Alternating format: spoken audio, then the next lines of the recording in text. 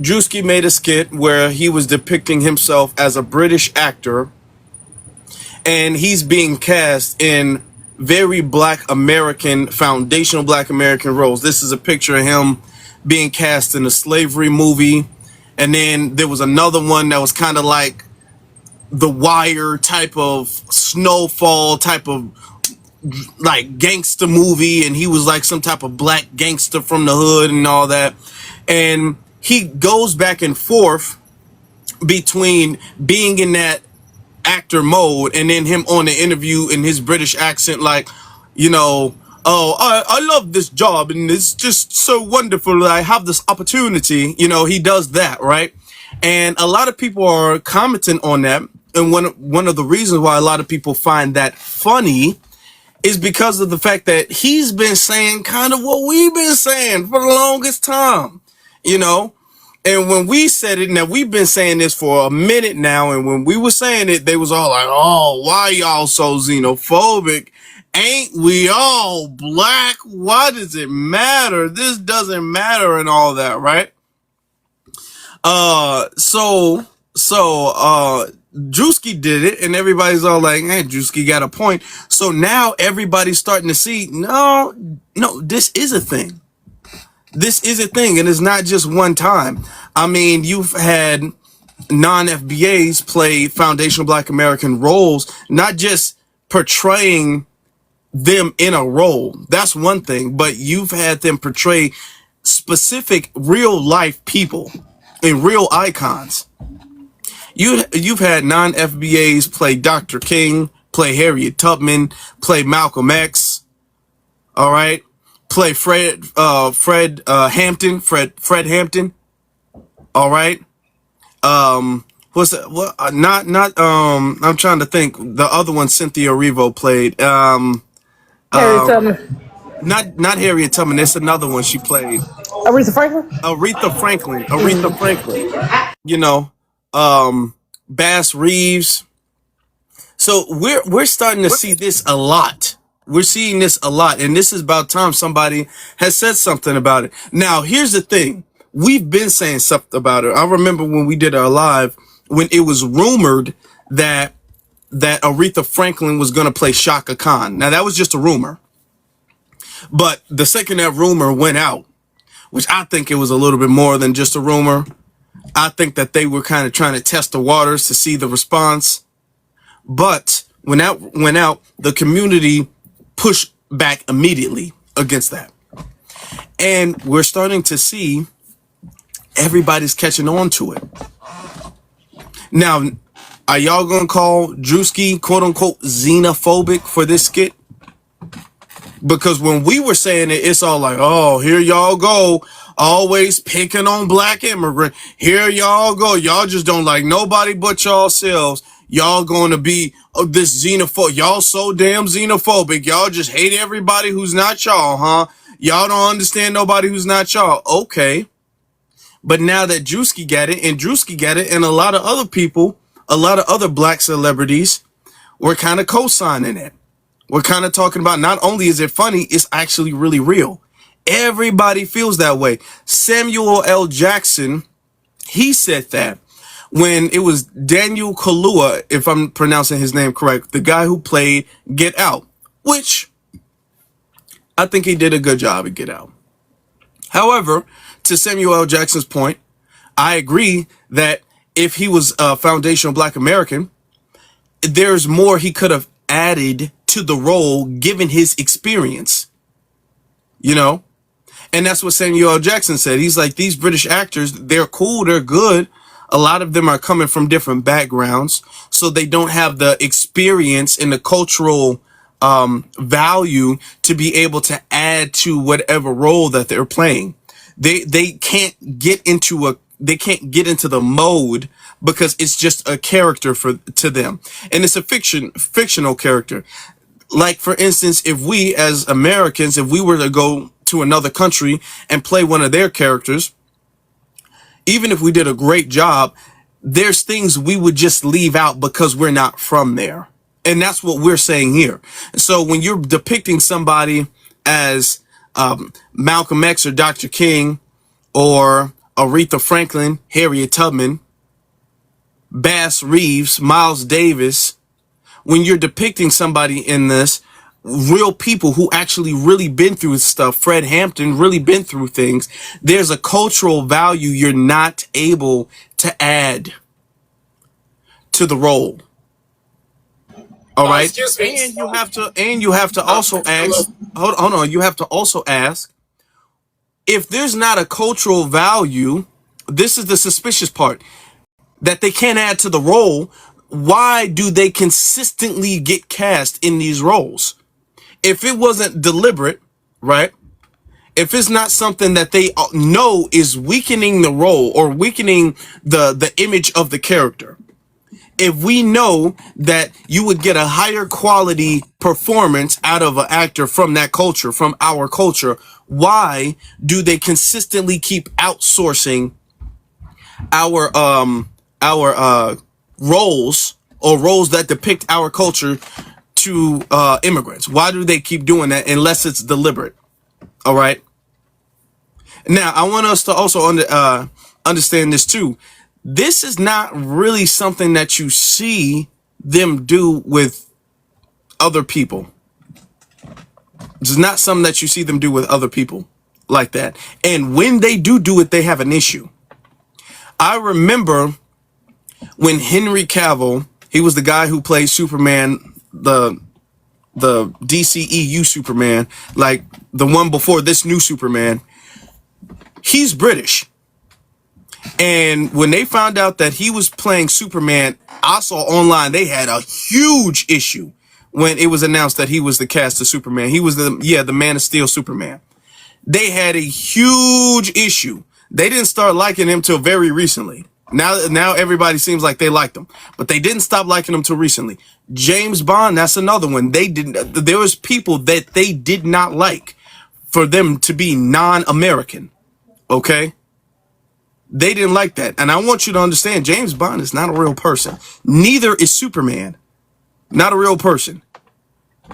So if they have that feeling about Superman and James Bond, then what do you think we're going to have about Harriet Tubman or about Dr. King? Okay?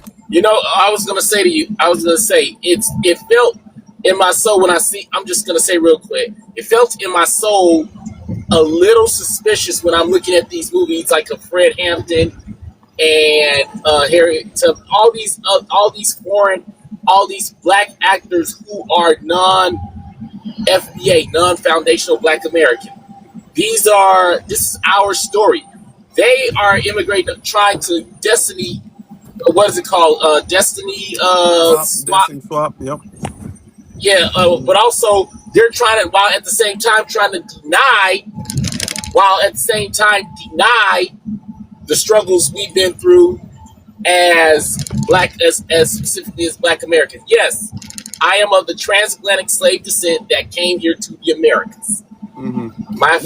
Let's hold on. Let's set the decorum real quick, and then we're gonna let everybody go ahead.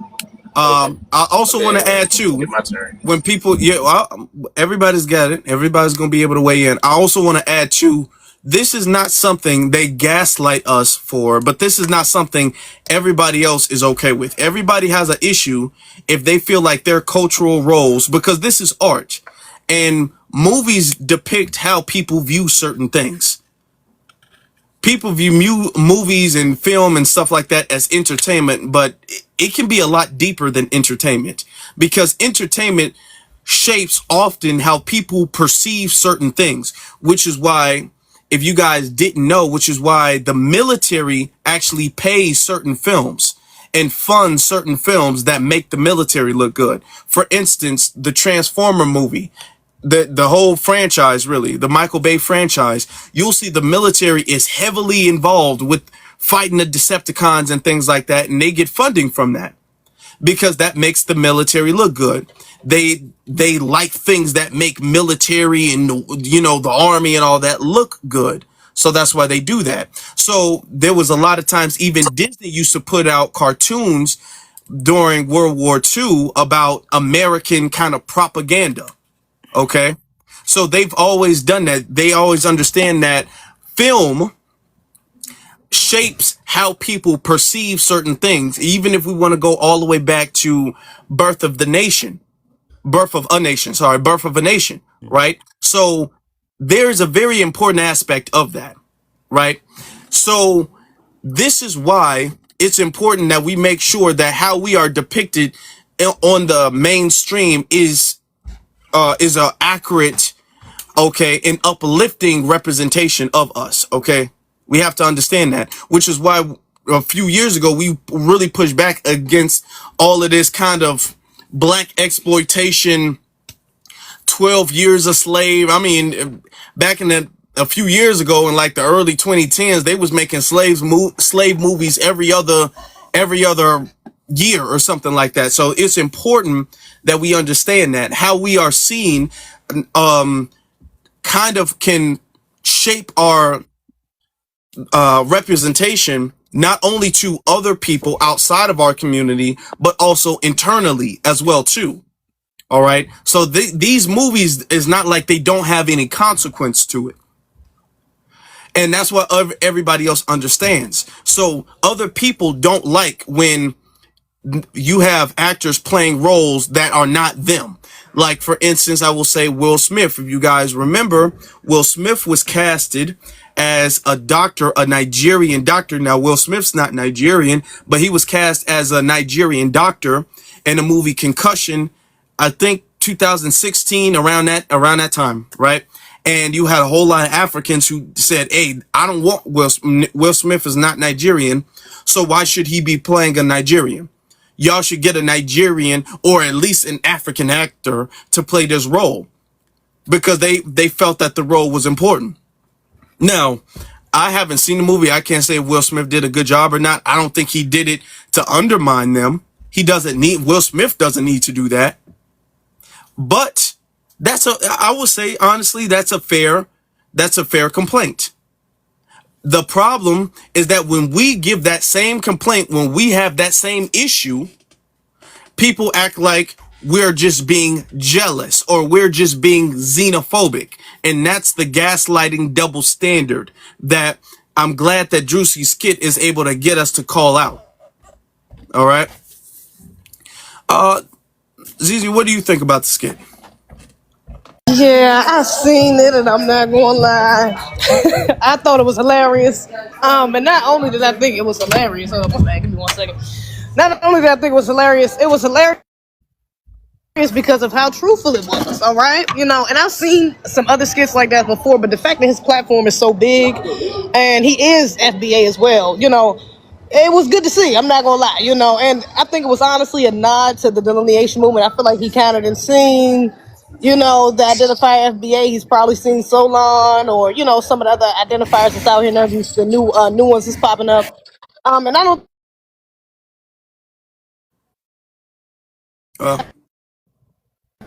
What he about to post?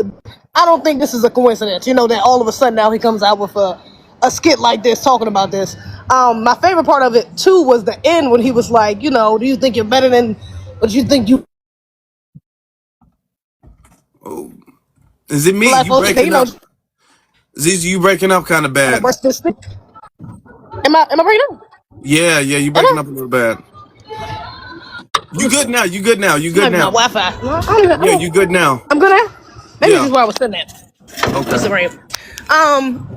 Oh yeah, I'm back on the Wi-Fi. Okay, yeah, my bad. But yeah, my favorite part of the skit was at the end when he was like, yeah, you think you better than black people, and he just kind of brushed it off. But he didn't really say like, no, of course not. Like, because that is true. Like these people really do be thinking they better than us. It's agree, especially them damn Brits. It's agree does. Now we'll say I don't want to get too excited because he is wrapped up in Hollywood, so I don't know what else he might have up his sleeve.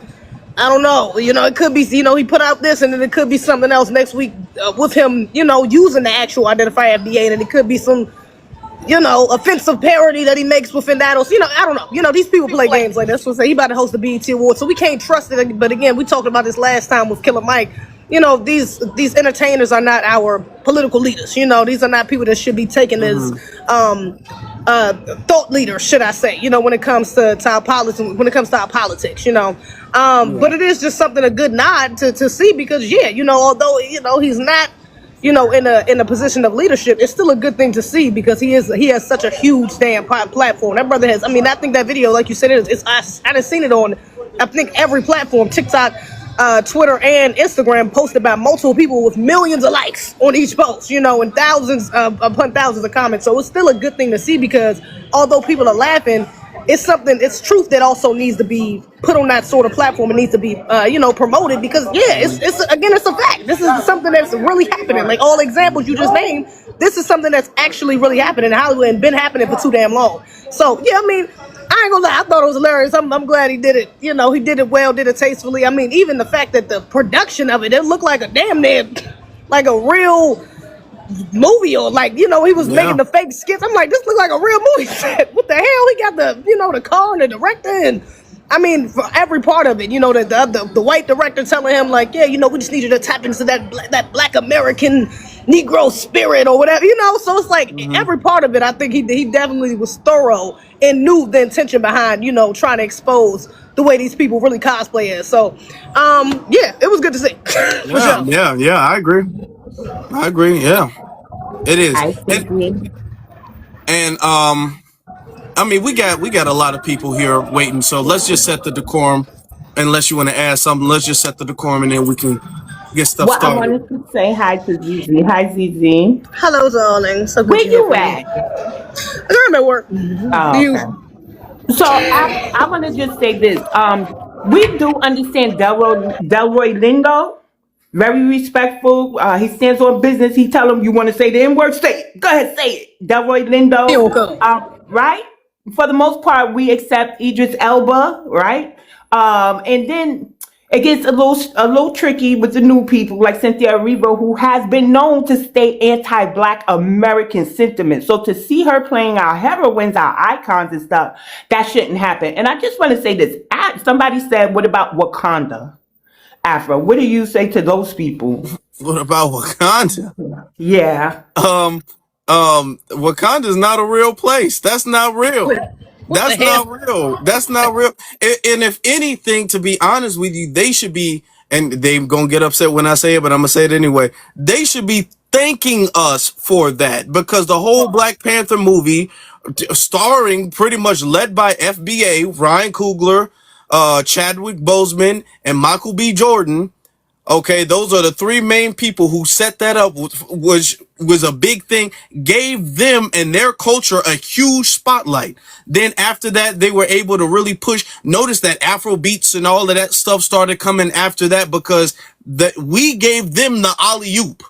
They couldn't have done that. They was people was not looking at Africa like that. Angela Bassett as well too. Like they couldn't have they couldn't have did that. And then we came out and showed crazy numbers and supported that movie. So no, if anything, we was the one giving them the alley-oop.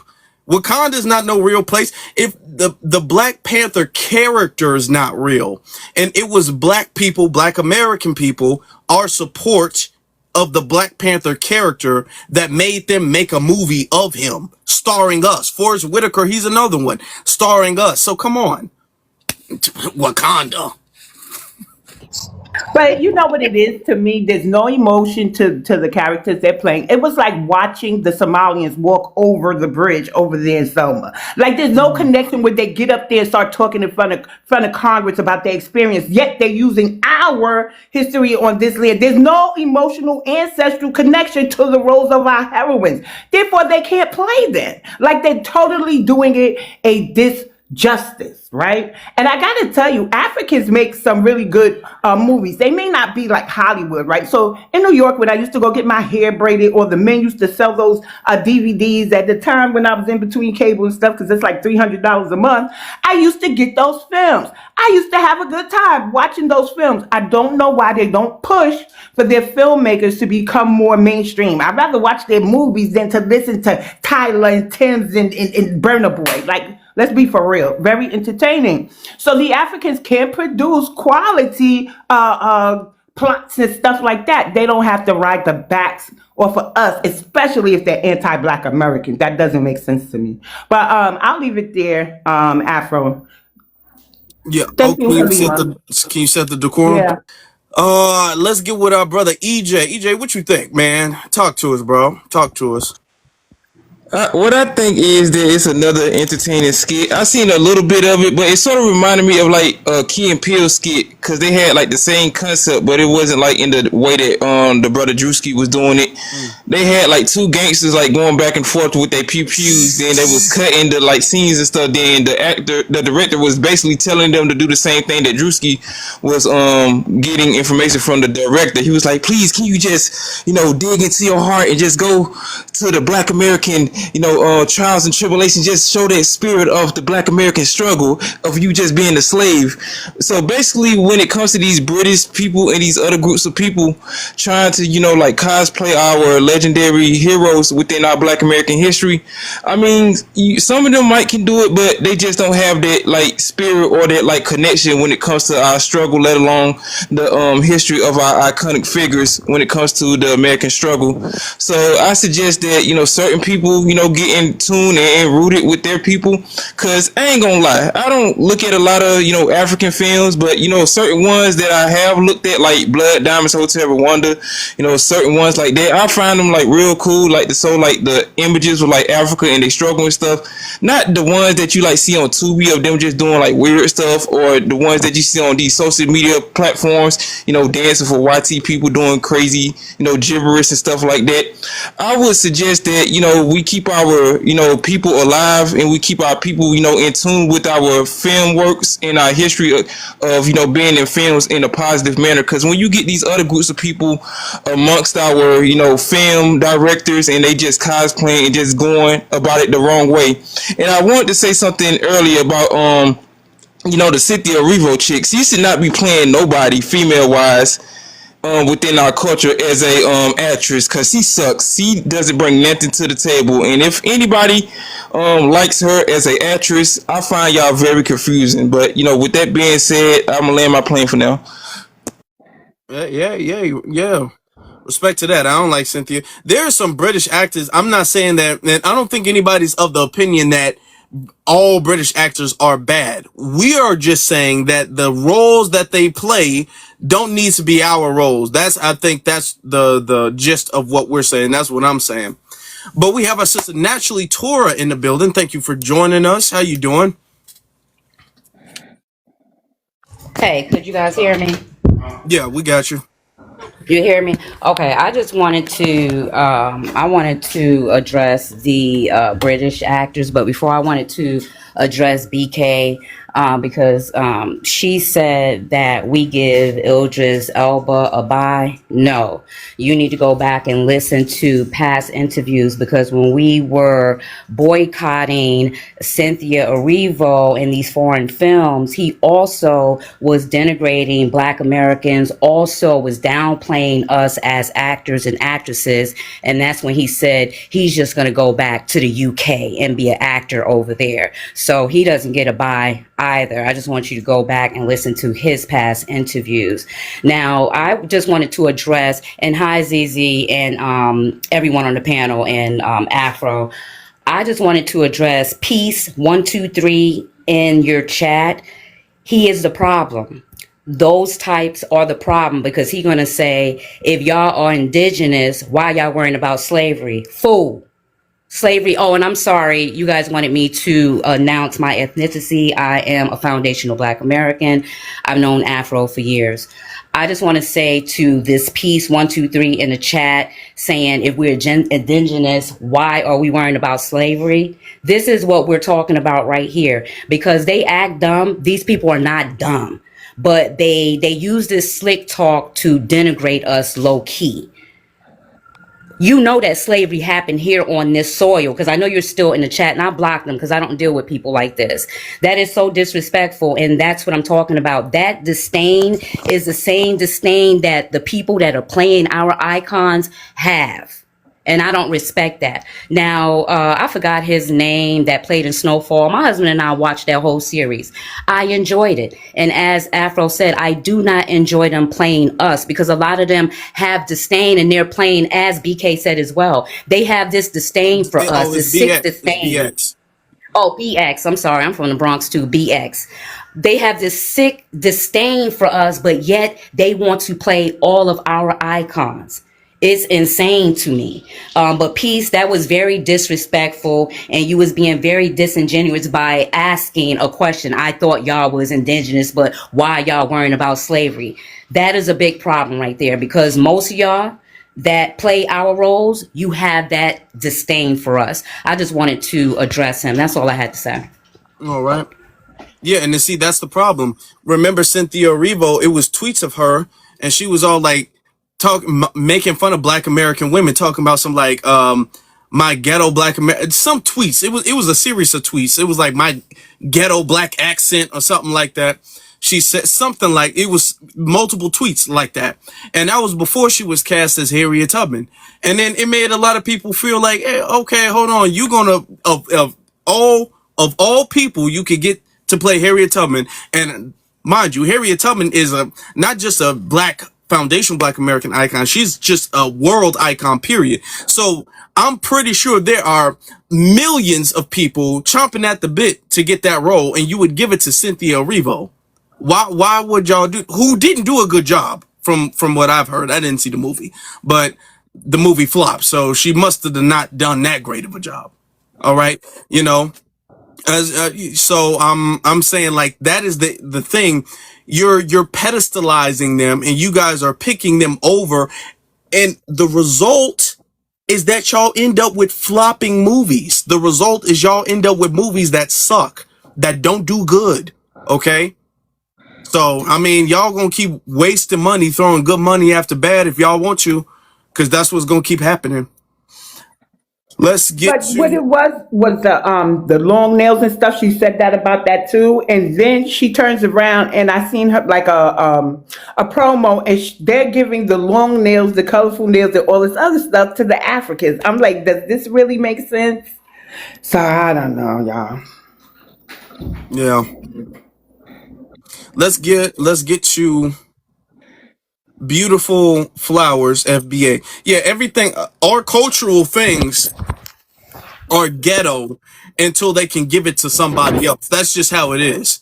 You know, whether that's long nails, whether that's hoop earrings, okay, whether that's our sense of fashion, whether it's wearing our hats or something, like, it doesn't matter what we do, our shoes, our hats, the nails, the earrings, all of that stuff, the grills. Remember that?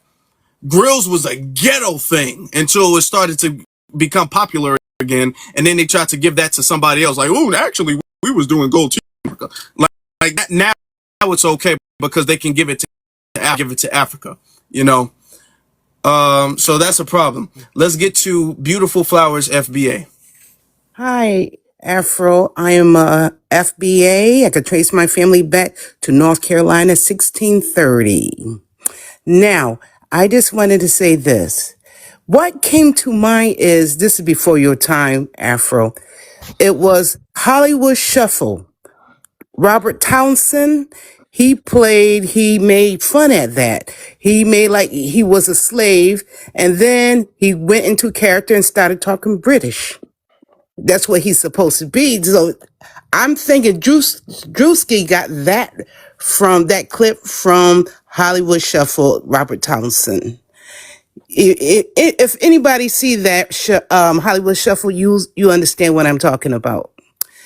And also, if you compare all the FBA who play foreign Black people, it's just a little bit, just a little, okay? Compared to the British who seem to, we'll say, invade our space, okay? And when I didn't really notice that until Samuel L. Jackson mentioned this. And when Druski came out, when he confirmed what everybody was talking about. And I'm actually proud of it. And getting off the whole subject, I can't stand Afro beats. Hey, just like certain music, I don't like pop either. So, you know, but I just wanted to highlight Hollywood Shuffle 1987. Anybody go back, take a look at that scene. So it probably, people recognize that all the way from 1987 about the invasion of British actors. And also Sinners. Remember Smoke Girlfriend? She have an African name. I think they call her Yeah. Woomy. She is a British black actress. She did good. And I don't really hate all British actor. I do like Delroy Lindo. Mm-hmm. It's too bad he didn't win that Oscar, but hey. But other than that, that's all I wanted to say, Afro. Thanks. Yeah. Yeah. No, thank you. And glad you said that. She's not. She wasn't bad. I think she did a good job in the movie. I think Delroy did a good job in the movie. I think they did great. I will say that. I think they did a great job in the movie. Every actor did a good job. And this isn't for us to say that they're bad, but we have to understand. I think it's more acceptable because Sinners is a fictional film, and they weren't playing real people. You know what I'm saying? They were playing like a real era in our history, but as long as and they don't have they don't have a track record of being disrespectful. That's the most important part. Agree. If you saw an interview and she was all like, "Oh man, Black Americans, they lazy and ghetto and they don't want to work and they uneducated, low IQ," that would have been a different thing. Okay, but I haven't heard of her doing that. No, You she know, didn't. And so as all far as I'm concerned, okay, that's cool. As far no, as I'm she concerned, didn't. She said while she was in Louisiana filming that, and the root women. Well, she said that she really felt the ancestor. Now, what ancestor she's talking about must be our ancestors. She said she felt the feeling to fulfill that character, and she really enjoyed her experience. But like you said, she didn't say anything negative. I give her, I actually like her too. There's only two British people I like, and it was Delroy Lindo and her. I can't pronounce her full name, like I said, but she did a good job. yeah.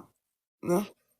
Let's get to. Thank you for that. Let's get to Trudy. Hey, How you doing? I'm doing pretty good.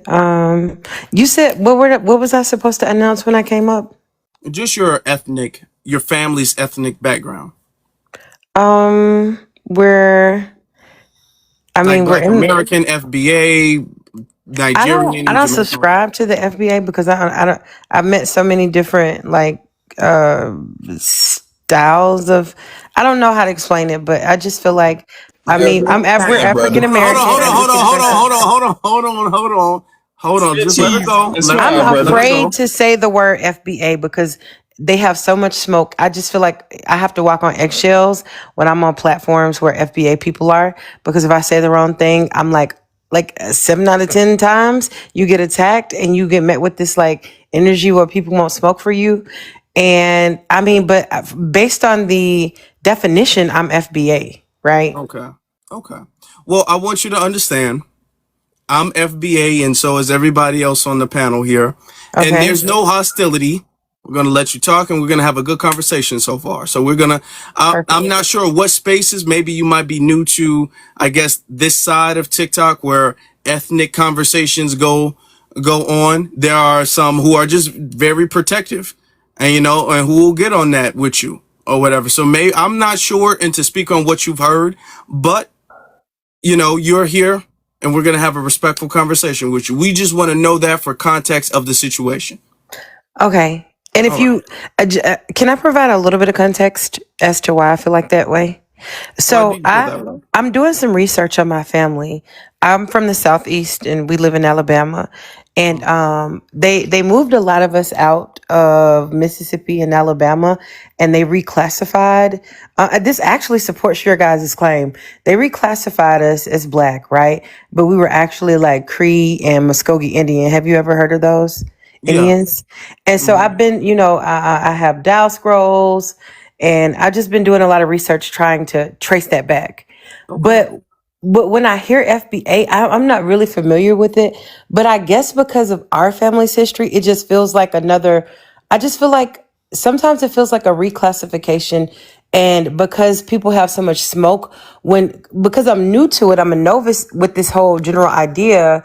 And this, I feel like I don't know much about it when people are asking me questions. And, they kind of like set things up for, sometimes some panels you go on set things up for rage bait. So Hmm. that's just my energy and Well, my socialization okay. with FBA people. So For the sake I'm of like, time, though, huh? yeah, I understand, but for the sake of time, I want Okay. you should probably follow so that way you can listen to the spaces that we do because we do pretty good spaces so Okay. far. But FBA is not a reclassification; it's just a ethnonym, which means a new term. It's a term that we gave ourselves that Right. identifies our lineage. That's all it is, and that is the lineage of the descendants of American chattel slavery.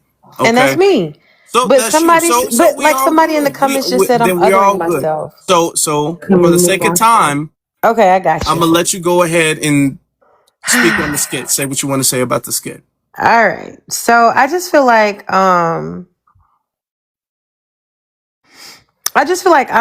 glad we're able to have this conversation in this space because a lot of these conversations become derailed because when you're like, critiquing things, people feel like you're trying to, critique systems and patterns and just all of these different social dynamics. And they interpret it as like a personal attack. And I've heard nothing but people saying like, they like a lot of the actors. And, I just want to state that it's not a personal attack on, British actors and like everyone loves Snowfall and, but that's the thing. I feel like humor has a way of like slipping past people's defenses and making people like, I feel like what Druski did was he kind of made people confront these contradictions and, you know, without it having to be like a serious lecture. Like somebody like Druski can exaggerate these type of dynamics. But honestly, they weren't really that exaggerated in a skit. And then suddenly people are like, okay, that's the thing we've all noticed, but nobody's really wanting to say it out loud or online. There's another layer. Because I feel like people kind of tiptoe around these conversations. I'm glad Druski did the skit, right? Because people are, they're afraid they're going to get backlash or, then we have cancel culture. And like I said, people love Snowfall. So nobody wants to be like misunderstood and or escalate any type of conflict. So I just feel like this satire that he did on this topic was just like a pressure valve. And now we can like collectively have a feeling like, okay, like I said, this is a thing we all notice. And nobody really wanted to, I've never heard really anybody speak on this on a panel and say this out loud. Like, hey, well, I have, but it's not as common as a lot of other topics. But I just feel like it's great we're having this discussion because the underlying issue is historically a lot of Black people are I just feel like I don't want to offend anybody, but we're socially conditioned to like overextend grace all the time and just stay composed and regulated. In emotional ways that other groups just don't have to do. You know what I mean? And a lot of the things when we speak on stuff, it's just taken out of context and we're, characterized as the villain. And I just feel like the same behavior can be interpreted completely different, depending on who's expressing it. And I just feel like some people on the other side of this coin have this idea about multicultural solidarity. And it sounds beautiful in theory, but I just feel like real solidarity requires like a lot of honesty and authenticity. And we just cannot build these authentic connections if certain groups are expected to like, chuck and jive and stay silent about our lived experiences to keep everybody comfortable. Like, I'm just really tired of walking this fine line of us having to react a certain way and behave a certain way to keep everything comfortable. And I feel like Druski kind of allowed, like, he just opened the doorway with humor for this conversation to be had. And I feel like, I've been hearing talk about it a lot and it's being received pretty well. But I just feel like there's often this invisible line in conversations about race and power where people are allowed to like discuss like inequalities and things like that only if it's phrased in a way that feels non-threatening to other people. But once the language becomes direct, people focus more on our tone than the substance of what we're saying, if that makes sense. And so I just feel like I'm gonna let you land because I want to make sure we I'm get to done. I'm everybody. done. I just feel Okay. like the skit is amazing because it just allowed for like, so there's no tone to police. It's in your face. So now what? All It's right. happening. Does that make sense? I got you. Yeah, I do. Now, I do have one question for you though before we move on. Then we're gonna get to Candy. Uh, the name is Trudy Santiago. Santiago. Santiago. Hmm. Is that's not your last name, is it? Or No, I'm married to a Puerto Rican. See, that's what trips everybody up with the FBA insults. They look at the hold name and on, then man. like the not I'm just tactons. asking a question. Okay. I got you. I'm FBA, bro. I'm not insulting you. And that's one thing though too. Like I feel when people are talking to an FBA, because I mean, there's not like FBA as a group, but when they're talking to an FBA, a simple question, people get very defensive about it. Like you are all like, you I'm made it not seem saying like that you insulted came me. at you. I just asked about the last name. I don't feel like you insulted me, but what I'm saying is in those previous spaces, like a person would just ask me about my name and then they would immediately just like, oh, she's not FBA. She doesn't belong in this space. I would get dropped off panels. So I wasn't saying that you did that, but that's been my experience just because of the name. Okay. I want you to understand though, and this is just a conversation, and that you do have to understand that name is like a sore thumb. It sticks out like a sore thumb. And when you're saying you're a black American, you have to understand that a lot of people will come up here and lie about their lineage, you know, and that last name is like a sore thumb. So when people see the last name, people be all like, oh, I don't really know about you. And people will make the assumption that you're lying about that. See, that's bizarre. No, I I have mean, bias against yeah, FBA on yeah, her it's part. not, Bizarre no, that people do because that. Bias. yeah, But that's that bizarre people for the do that reaction. all of the time, and we actually catch people. We've done it hundreds of times. We've caught people in real time lying about their lineage. So when people see that, because everybody comes up and say they're FBA or Black American, and then further along the conversation, it'll be exposed that they're not. That's crazy. So yeah, they do it all the time. So when people see your last name and people be all like, oh, okay, well, that kind of adds up. You probably are lying about Got your you. lineage too. So Got that's you. why people feel that way. And Okay, I got you. what in reality, there's a bias against FBA, period. People think that anybody and everybody who's FBA is going to be disrespectful and insulting and is going to drop you and is not going to have a conversation with you. No, we're going to have a conversation with you. I'm going to have a conversation, but we're going to have a conversation in truth and honesty. You know, that's why I'm glad that you cleared that up. Yeah. I'm glad that you cleared it up. So okay. Can I ask you That's one not, question? I just want to say one thing. In the comments, and mhm. people are saying things like, "Oh, you chose your name to like other yourself." I've been married for a decade to this It's, man. yeah, you're asking me or are you addressing the They So do comment? that what all I'm the time. asking is like, what is that like? What is that where they feel like I'm trying to like? I just don't get it. I don't know. They feel like offended, like I'm It's doing something.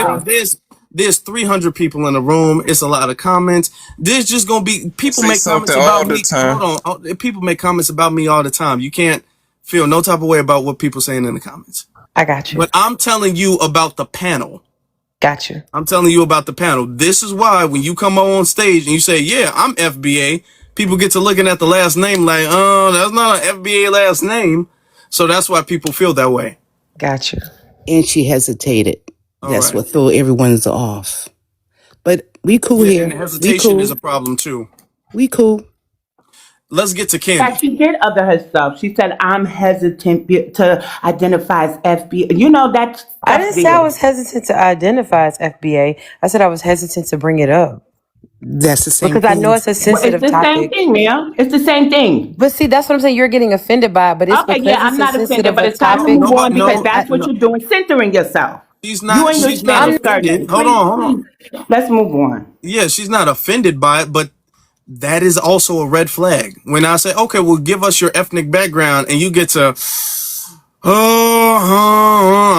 no. Like when you get to doing that, people are like, why are you doing all that? You know? So these things add up. But let's get to Candy. Hey guys, can you hear me okay? Yeah, Oh, hi brother. How you doing? Hi, I'm good. How dear. you Hi doing? everybody. I'm doing good. Okay, y'all, Hey, so check it Candy. out. All right, so y'all see the skit was funny, right? Druski really been on his A game lately. I think he's hilarious and I think he's ruffling some feathers. But it's funny how he can imitate them and they're offended, but when they imitate us, it's nothing, right? So I think his skit kind of just exposed everybody's true feelings and how they feel about certain things. And I guess it's not funny when it's done to them. So I think what Drewski did was amazing. I think it was great. And I hope he think of some more cool skits because I really appreciated the one about the church. That was my favorite. And he made that other lady really mad. She wanted to file a lawsuit against him. So I think that Drewski's doing his thing, and I think that's great. And I think that that topic has been brought up by Samuel L. Jackson and other actors. And I think that certain movies should be played by us because of the context of the character, context of the movie. There will be feeling and emotions involved that others just don't portray. And I think he captured that excellent in his skits and our land.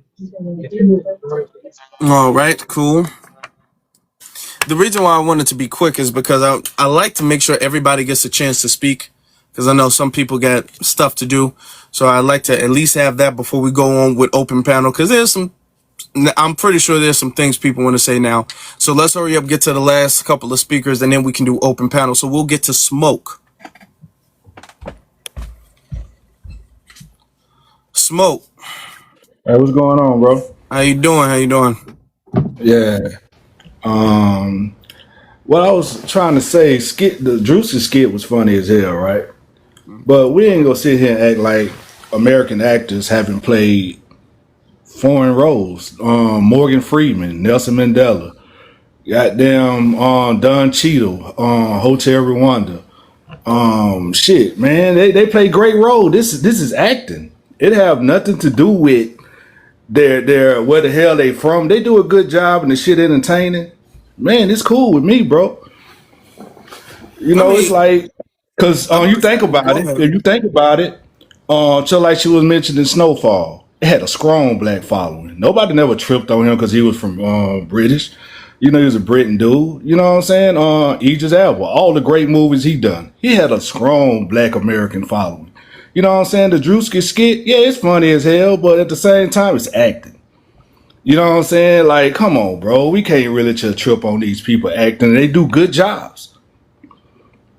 Okay. I see they done terrible jobs, and then we can complain about British actors playing these roles and they do fucked up jobs, but they do great jobs. So it's no really Some of we them, could be not we No, all could of be them. hold on. entertained. Let's let them. I know. Yeah, we it's Don't do always that. We know Afro. We already know, brothers. acting is just entertainment, bro. You can't take this shit literally. You know what I'm saying? They go out here and they try out to like all the other actors. They pick the best person for the role. That's who get the goddamn role. They done better than the next motherfucker. That's all it is. Not true either. So when Morgan Freeman played Nelson Mandela, you don't think it was another African who could have played that role better? Well, Morgan Freeman is one of the most popular actors on, No, I'm one of just the most saying. Yeah, popular yeah, black yeah, actors exactly.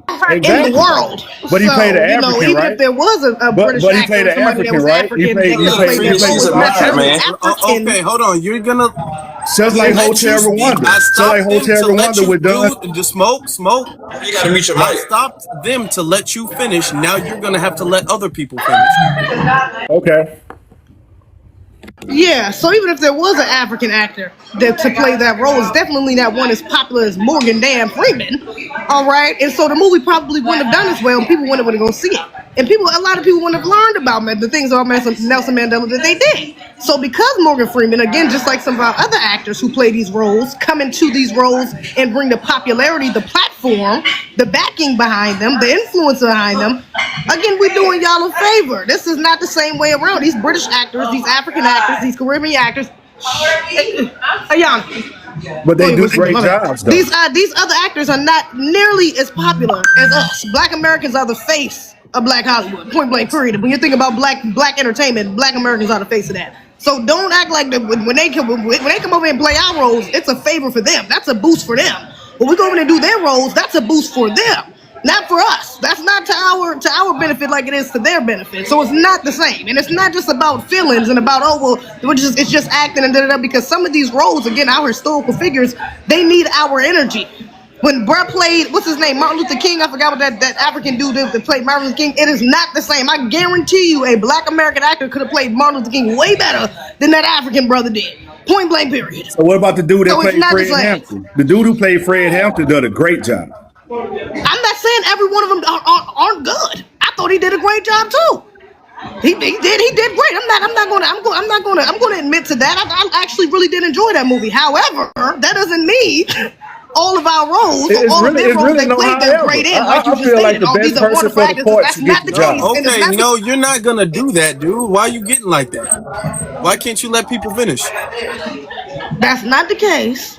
And also, we're not going to ignore the fact that a lot of these actors, again, because of their lack of popularity, they're a lot cheaper. So yeah, they're going to bring in these people to play our roles because they don't want to play the dollar that comes to get the top actors to play these roles as far as Black Americans. So again, it's not the same as, they just better.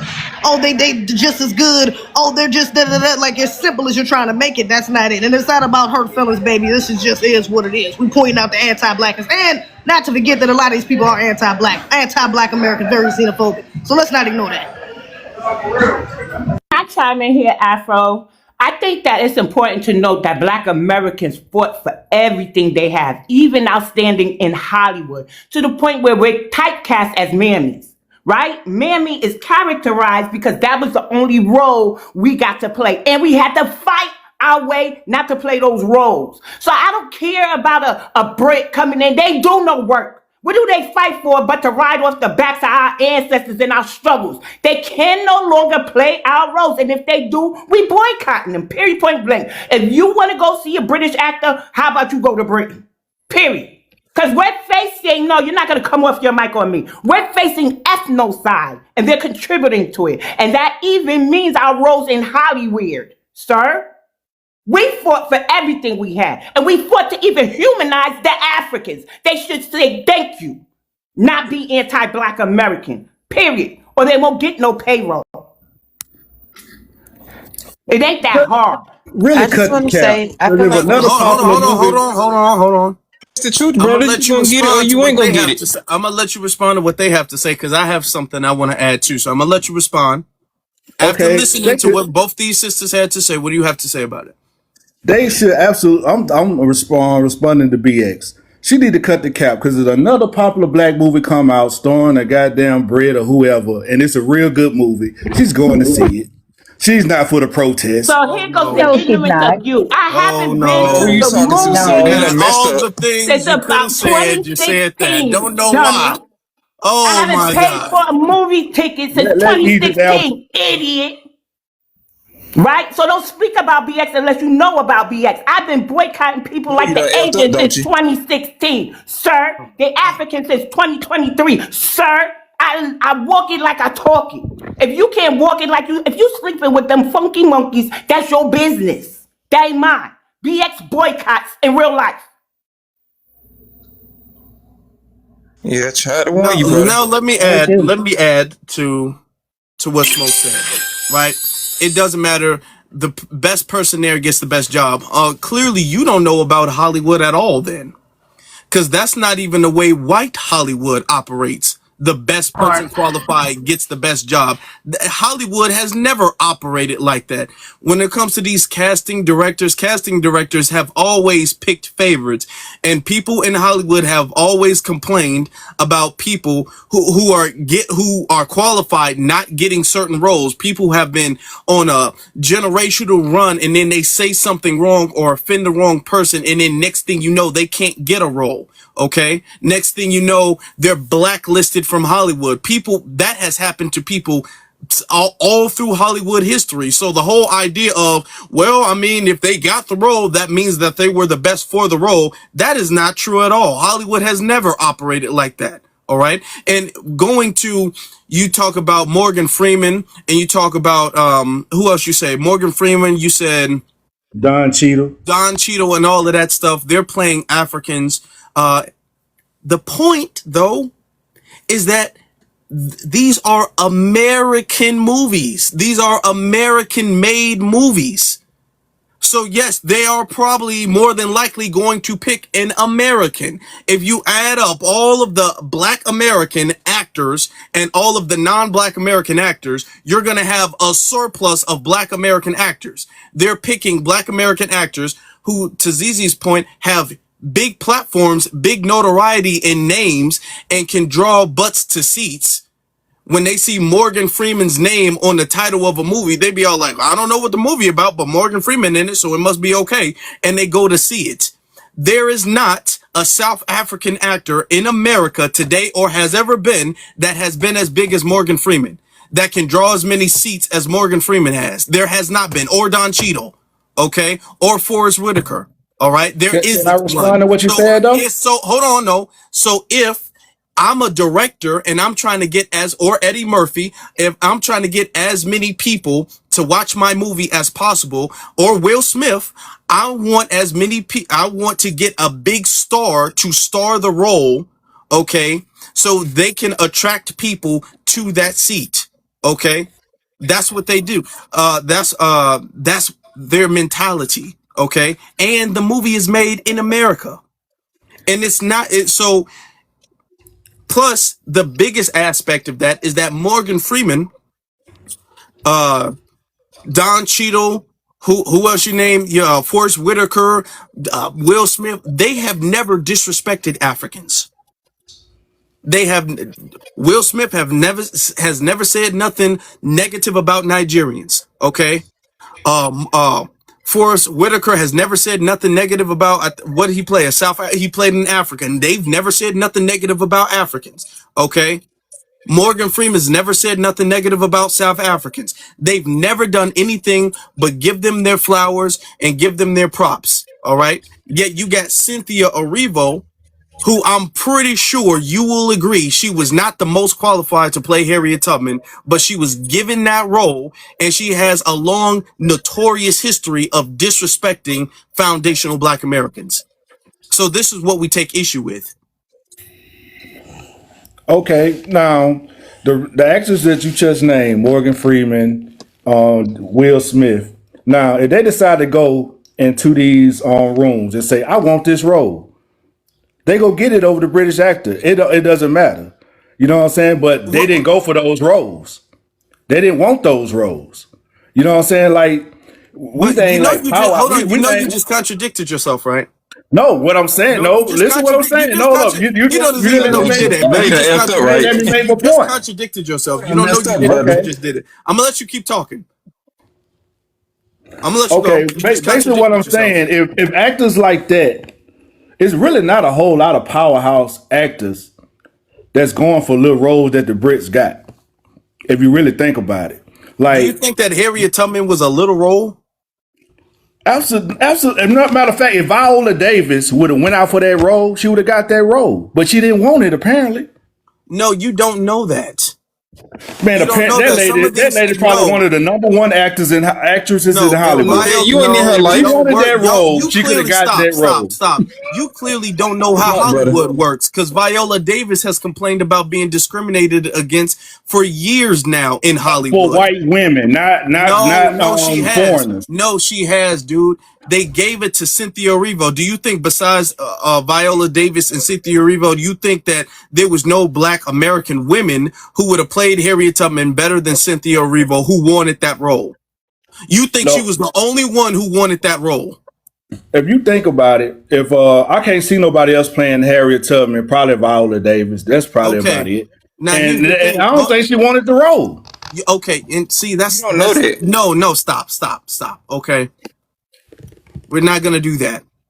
They wanted a certain age. Viola Davis and Cynthia Erivo have a big age gap. They wanted someone around Cynthia Erivo's age to play And the that movie role was a flop because anyway. the movie was because they didn't have an FBA playing that role. That's why the movie was a bop. All right. There are plenty of foundational black American actresses that they could have had to play Harriet Tubman. Okay. She was not on no great role because it was a flop after a flop after a flop, and they just kept giving her stuff. Flop after flop after flop. They just kept giving her stuff. But All we right. got, So but we you got to just hold realize. on Oh, before my we bad, move big on. dog. So before we move on, you defeated your point because you said they give the roles to the best, most qualified person. And Yes. then you followed up by saying if Viola Davis wanted the role, she would have gotten it. She would have just skipped Yeah. the line and got it. So She you would have been the admit best now, for the job. stop, dude, because you just admitted that your first point was incorrect. Because your No. first point, no, okay, I'm gonna drop you. How about we do that because you don't know how to stay on your mic. Because his first point, right, was you get the role based off of your merit, based off of your qualifications. And then his second point is, well, you can skip ahead. Both those 2 points are opposite of each other. Either you can skip ahead or you have to earn every single role. Those two things can't exist at the same time. I'm saying, no, Hollywood has always given preferential treatment to certain actors, which is why you're seeing some of the same actors in pretty much a bunch of movies. You have maybe a couple actors who are great that's maybe in a couple movies, and then you have one actor that's in like a dozen movies. That's because that actor or actress has preferential treatment in Hollywood, not because they're just the best. Okay. And I'm not talking about A-list celebrities. There's always been favoritism. What we're saying is that there's favoritism when it comes to black Brits playing foundational black American roles. Now, this doesn't mean that all of them are bad. No, this doesn't mean that. But what this does mean is that we're having black American actors and actresses who are struggling to really break out and have a big role and get movies and all of that stuff, who are struggling to do that. And they're being replaced by people who do less quality work.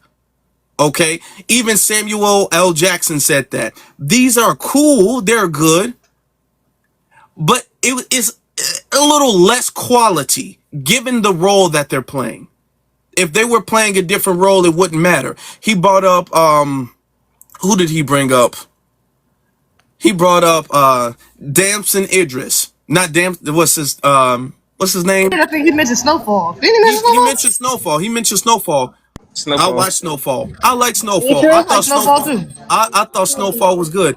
But we have to remember Franklin St. Patrick, the character he played, was not a real person. He was kind of loosely based off a real person, but he did not actually play Franklin St. Patrick, the real person. So that's a different thing. What we're talking about is people being cast as Malcolm X and Dr. King and Harriet Tubman and Fred Hampton and Bass Reeves and all of these other people.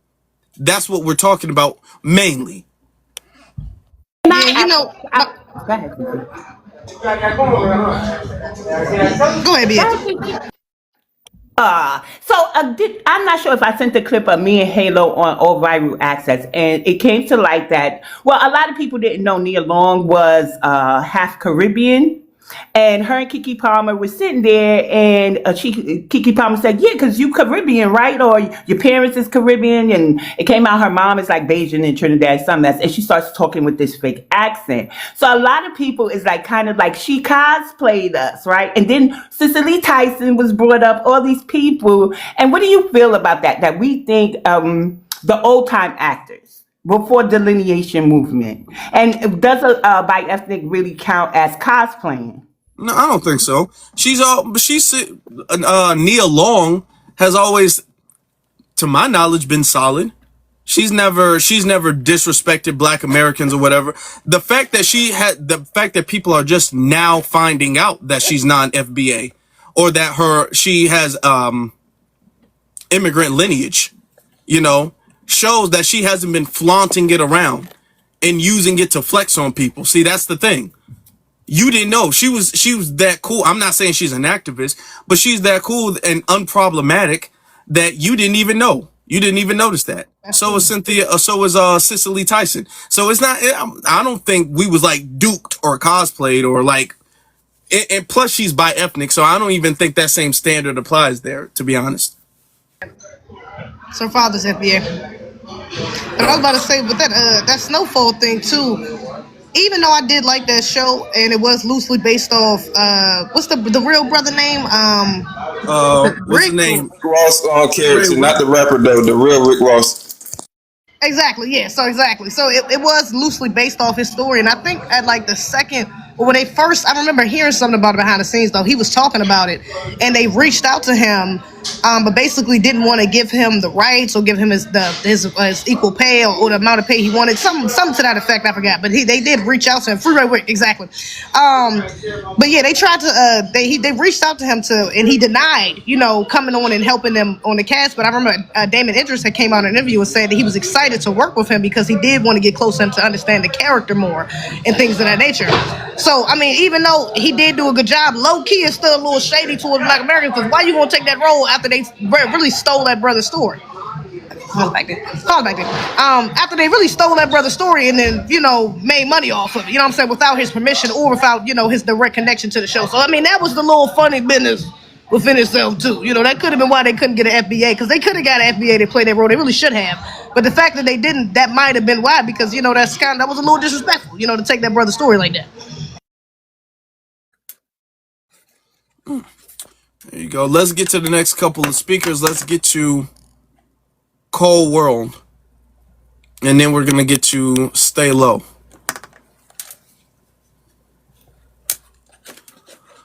Cold World. Jermaine, you can unmute yourself. Y'all didn't get the references, okay. Let's get to Stay Low. Stay Low Made. Hello. What's the topic of this TikTok live about? Well, how about you just listen, okay? How about we do that? Yeah. You gotta learn how to read, bro. Damn. You've been in the chat room way too long to be talking about what's the topic of tonight's discussion. No, you just need to listen. Then Learn how to read in the UK, mate. Mary Poppins, tip, cheerio, mate. Come on now, bruv. I got off the phone with my mom and the topic of tonight's discussion. That's okay. All right. You just need to listen. Then we're way too in. You're trying to troll. We're too deep. You know what we're talking about. Okay. We're not here for that. We're not here for that. So Is that spoiled porridge afro? It got too much jollof paste in it. That's why they coming up here confused. They probably can't read for an amount of time. Yeah. Let's get to. I'm telling you that them beans and toast be messing up your brain, man. Your memory cells don't be good on no beans and toast and all that. Y'all need some good food, some nutrition. Okay. Y'all need some soul food. Soul food is good for the memory. Juicy with your electrolytes. I just want to say this. So Nia Long, for the most part, people are just finding out about her. I take more umbrage with Kiki Palmer, who said, well, yeah, because you Caribbean, so I know you was going to check some shit. Like, Caribbeans ain't checking shit. There's more Caribbeans off of their islands, right? As opposed to they go to the UK, they go to Canada, they come here, and then they try to govern us instead of their homelands. What are they checking? Let's be honest. Yeah, I agree Like, we with got you to on be that. honest. I agree with you on that. I take more umbrage with that too, because why? And that's one thing too. Why? And Kiki Palmer's a FBA, so why are you giving these like super big props? Like, oh, I know Caribbeans don't play. Like, wow, what is that about? And we got to stop all of that pandering, that immigrant pandering that we be doing, that folks be doing. That Okay, so are we talking Caribbeans, about? oh, they be doing great. There's an Like, order here, ma'am. Stay on it. Because you chill. ain't too So, bright anyway. So, but at but least yeah, follow order. Yeah, Kiki be tripping. I mean, she yeah, panders to a lot of Kiki, people. yeah, Kiki, man, She be doing a Kiki lot of be, egregious little yeah, stuff. She she just be made being that wild. garbage ass Yeah, Brewster movie Kiki too, was so tripping with it's that. crazy. Yeah, let's So get Mr. to. Naya feels that Black Americans be Caribbean. And I said, well, the technical Girl, I had a term is, question, but and I can speak for myself shut at this up, point. Hold ma'am. on, hold Wait, on, Shut it's an hold order, up. on, ma'am. hold on. Chill. Everybody, Right. stop.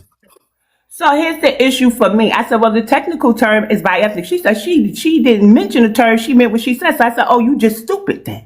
Because Black Okay, what I is your? didn't Americans mention are the not term. Okay, what is your Caribbean, question? What is your ma'am. question, ma'am?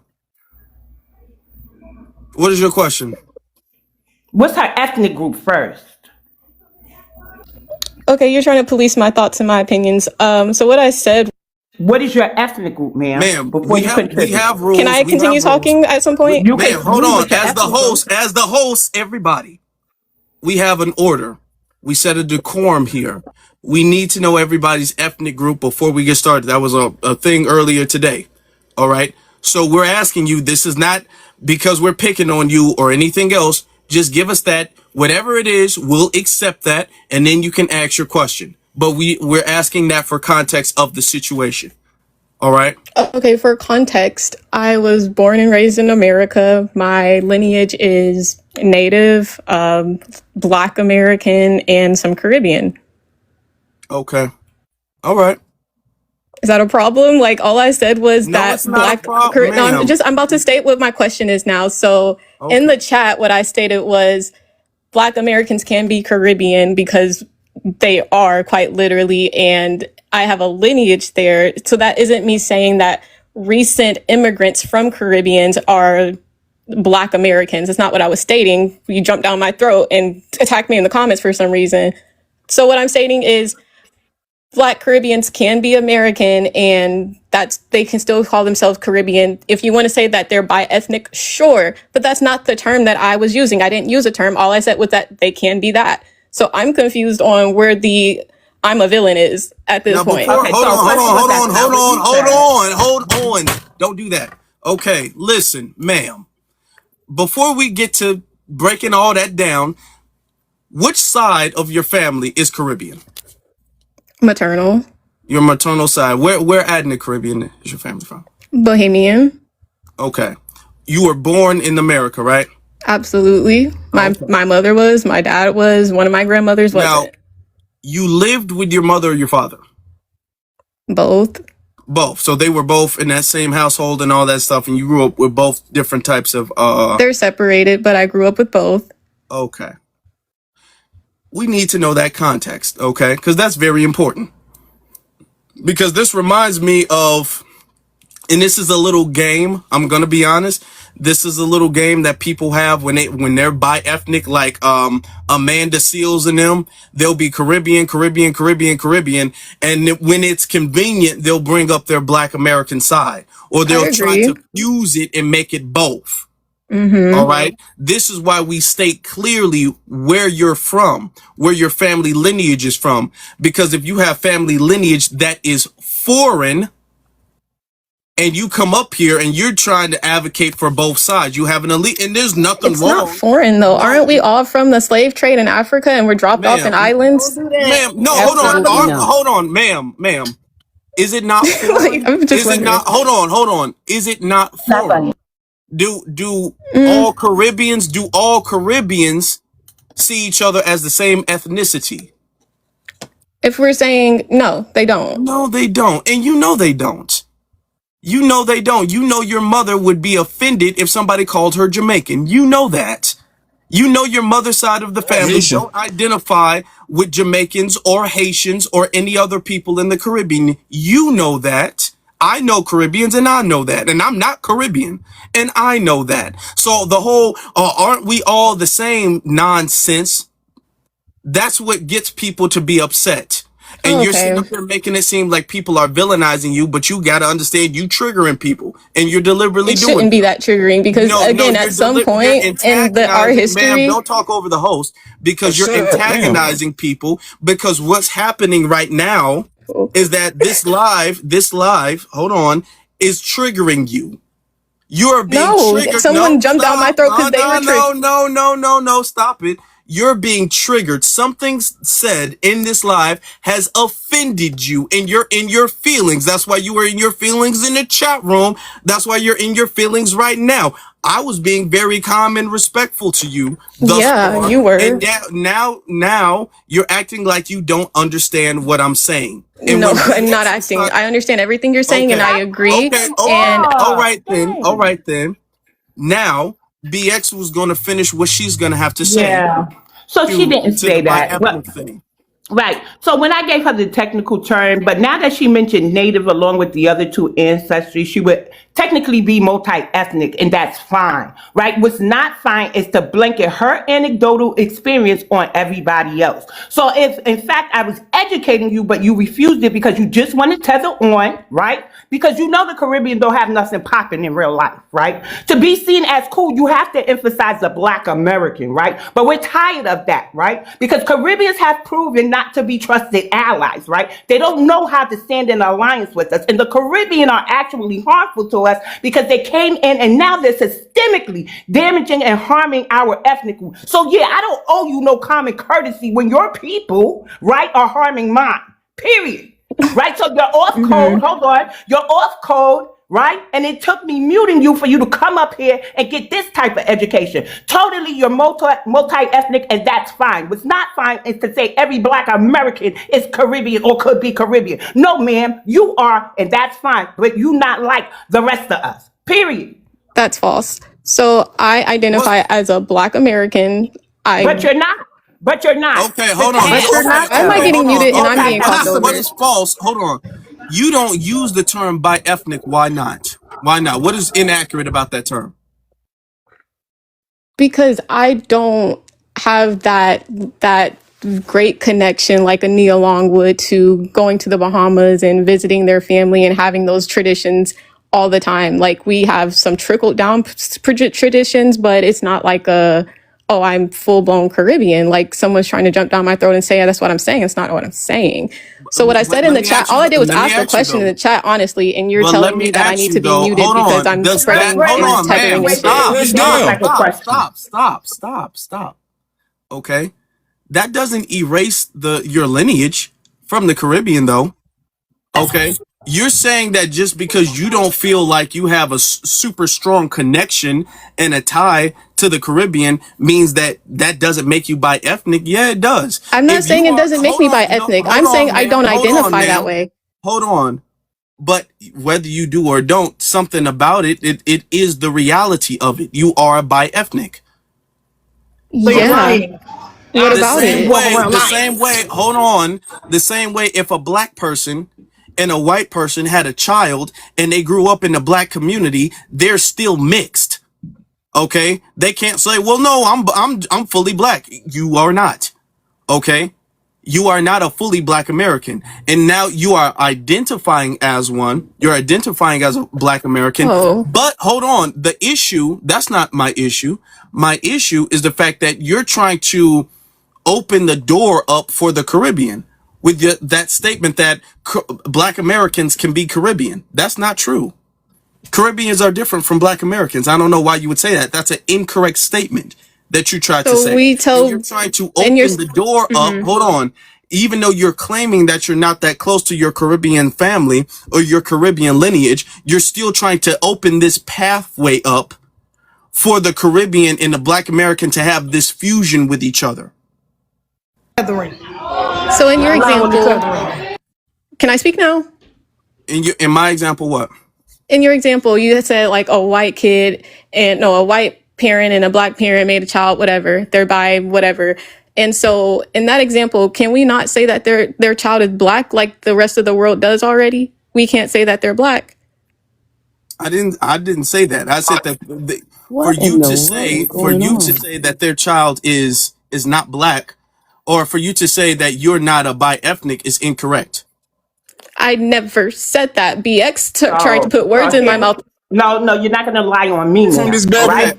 Did okay. So anybody let read what me I just said? say No, this. ma'am, Hold ma'am, on. hold on. Let me just say this about biracials. They have their own ethnic I'm identifier, not right? biracial. Shut up, ma'am. Shut up. You can Shut be up, because nice. I'm really going somewhere with this. Biracials have had You're their rude as hell. own I'm dropping, but I don't have. designation. Good, good, Fuck up, good. You Just don't man. go get to make be those speeches, disrespectful and ma'am. get Just mad go. that someone checks you So for it. biracials have always had their own ethnic identifier. At one time, they were named mulatto. Now we do genealogy. We know that there's an indicator for mulatto, just like there is biracial. And as far as by ethnics, when they say, oh, what are you? They also have, are you two or more? Write it in. So let's be for real. You're different, and that's fine. But what you cannot do is put your anecdotal lineage on everybody else. That'd be my whole point. She didn't say half of what she said she meant. Don't forget And it about wasn't a question. Otherwise, this is why I tell everybody, download a writing aid so when you're asking a question, it uses the proper punctuation mark, ma'am. I Came was back. I It want us to did. use I was this as saying I want us to use this as a learning example. This is exactly what we're talking about when it comes to the problem that we have with people who have dual lineages or multiple lineages, and they're coming in, and because their allegiance to their Caribbean side or to their non-Black American foundational Black American side, their allegiance to that makes them carry that into spaces where it doesn't belong. Do you understand that? Yeah, Okay. sure. So, So in my question that I had in do the you chat, understand where you went wrong, ma'am? yeah, in my question Okay, that I well had in that's the it. Then chat, that's can I it. If ask you a understand, ma'am, question? hold on. We If spent a you lot of understand time that, on then this. that's Do I it. get to Now, what you're going to do now is you're only going to make the situation worse for yourself. I'm not, because I have a question. So, in my Just want to talk, question, So we please. spent a lot After of time on you, after man. You your I gotta am get question, out the asking, okay, after your education. question, then we're going to move on. What is your question? please do. So, after You I came back asked the up, so question, don't do that. So, what's your question? the question is, were black from West Africa, were they not dropped off in the Caribbeans? Okay, That's you my just Oh, came okay, back to hold be on. Okay, disrespectful. okay. Look, that was your question. That's your question, right? After we answer that question, then we're going to move on and you're going to go someplace and then we're just going to do that. You Yeah, because y'all said are where they rude. dropped off, were they dropped off in Africa? What'd you say? Yeah, were they not dropped off on a Caribbean island and then brought to America? That's why my father's side is from America. The other black side of me is from the Caribbeans, and I can't say that I'm a black American now. No, you can't. Okay. Answer to your question. Uh huh. Okay, answer to your question. So I'm talking to the host, not There BX. I were don't know why she's allowed to answer mute, but I'm gonna keep answer. Why? getting Damn. mute. BX went on Okay. her mute. Answer to your question is that there were some people dropped off from the slave ship to the Caribbean. And then there were people dropped off in the Americas, in the North American continent. That's the answer to your question. Now that your Now, question has been answered, we're not going to stay on you. We have other people we need to talk to. We have other people Yeah. Yeah, who because have y'all are been waiting. hypocritical. We have other people Shut who up. have. You done talk Okay, long enough, ma'am, man. hold Somebody on. else want to talk. I don't Okay, care. ma'am, everybody. Well, you asked your question and we answered your question. Okay, can I I knew you also, were. you know I what? knew what she was trying to do with that question, and we didn't get triggered by it. You were trying to open up another conversation with that question. We're not going to do that. No. Can I just say this, Afro? So what she fails to realize is that the USA receives the least amount of captives from the continent, right? And also, if there were indigenous people here who had no connection to Africa, but they were reclassified to black, black does not mean African, and she has to get that out of her mind. She literally does. And My, I my know that it's indoctrination that's causing her to feel that way, but it's also that she's a tiptoeing tether. I don't even know if her my father is thing, and Black this is the American. danger when it comes to people who have dual lineages, and this is what we're talking about. Not that that in and of itself is an issue, because it's not. That's not the issue. What she did, as far as saying, I'm sorry, what she did as far as saying, well, black Americans can be Caribbean. That statement alone is very problematic, and she knew what she was doing, and she was trying to use her dual lineage as some type of avatar to create this confusion and connection where there isn't one. That's what the problem is. No, she could have said, hey, I'm a bi-ethnic. I have two different family members. or two different sides of my family. And there's nothing wrong with that. The problem is when you're trying to be all like, well, I mean, like myself, I'm a bi-ethnic. So technically, black Americans and Caribbeans, we're really the same. Look at me. No, that's an issue. We're not the same. And as we were trying to say that, she kept coming off the mic. And she kept going on and on and on. We let her speak. We let her ask her question. She admitted she was wrong. That should have been it. She left, came back, and was trying to re-engage in the conversation. We didn't let that happen. We got other people we got to talk to. But y'all see that? Y'all see that? Yeah. That was sneaky. That's that sneaky stuff. That's that sneaky stuff of people hiding that. And then, You know, that's I that just want sneaky to stuff. say that just with that interaction alone, that now I understand where you guys are coming from. I understand the FBA. Like now, because at first I just wasn't, Listen, I hadn't had this experience. Now it makes sense. Yeah, see, this is what we be this is going through. real. People be playing No, games for like real. this. That In was real crazy, time. bro. Because you trying to act like just because y'all was dropped off first, just because we came from the same place, doesn't mean that your ancestors invested in how we industrialize America here. Like Exactly. it seems like that's what you guys are saying. The fight is your ancestors didn't industrialize the space and build and participate in building the space. So you really don't get to reap the benefits. And it's kind of fucked up for y'all to come over here and reap the benefits. Like if her kid and my kid were going for the same scholarship, it would kind of be fucked up. And it's like you taking away from my seat at the table. Like, Yeah, Exactly. no, for real. I get I get yeah, it. that's It's real see. And I'm life. gonna tell you something. Yes. BX was talking about boycotting. I don't know if you guys know about the legislation deal. I live in Alabama. The Capitol, we're storming the Capitol in droves. I'm actually about to drive down there in a couple of hours or so. And we're protesting, trying to stop them from overturning the very rights that we've been fighting. So all of this is connected. Do you understand what I'm saying? Right now, we're actively protesting, and my family is a part of it, trying to stop them from overturning the very rights that, you know what I'm saying, that we had to struggle for. And her people, like my family was a huge participant in the civil rights movement, my family members. But that's the thing, when you think about it, her family, like y'all didn't have that engagement. Y'all didn't go through that. Y'all didn't get locked up. Y'all didn't get unalived. Your ancestors. It's a whole different experience, if that makes sense. I feel like, Yeah, yeah. yeah, exactly. First off, be safe with that. I hope just let me know. Give me, follow back, and All right. let me know what happens, because I want to hear about what happened. But see, this is exactly what we be talking about, and then people will take a screenshot or like a sound bite of this and be all like, oh, look at them yelling at everybody. Look at them going off and going off. And as you see, we wasn't like that. She came on some snarky, disrespectful type Passive of stuff. She aggressive. came on that type of time. She And was they on that try type to. of time in the No, chat go room, ahead. and then we brought her up, and she was on that type of time on the panel.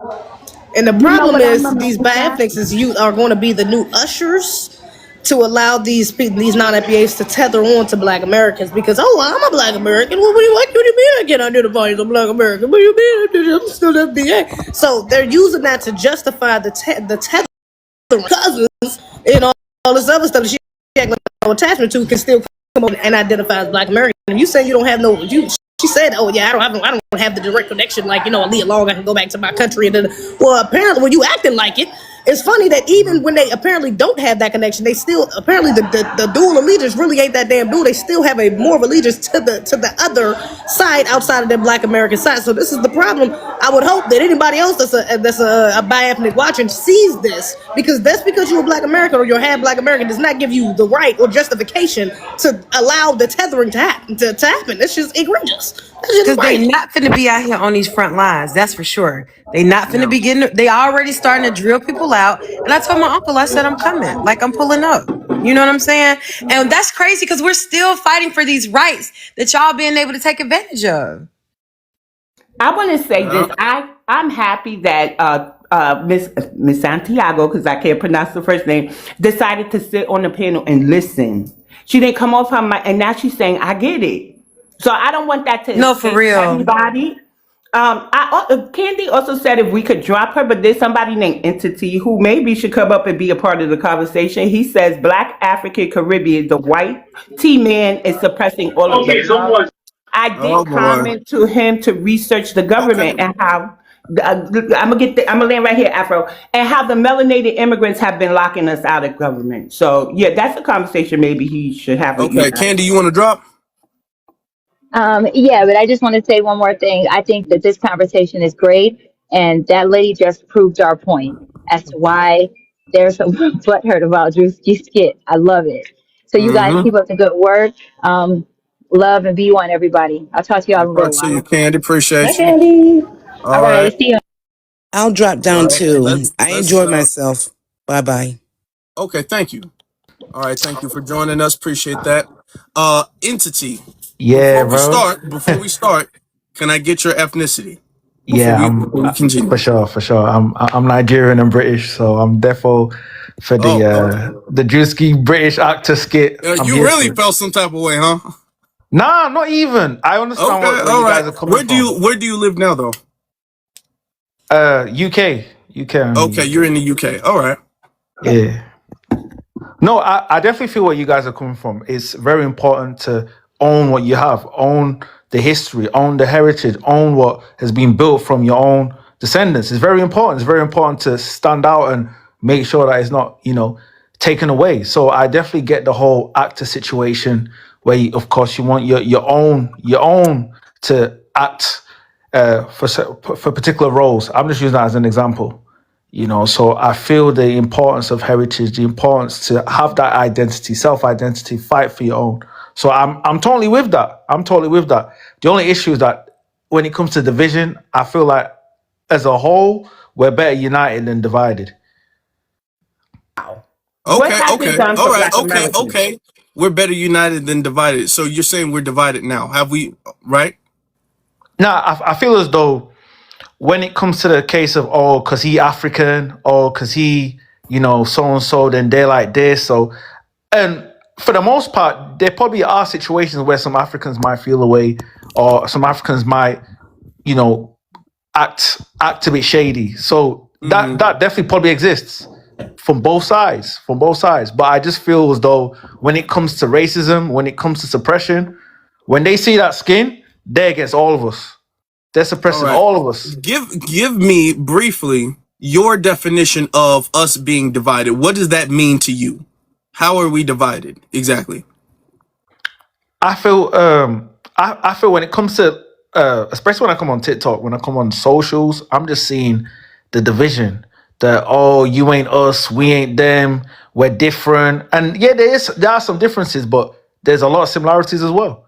There's way more similarities than we actually care to want.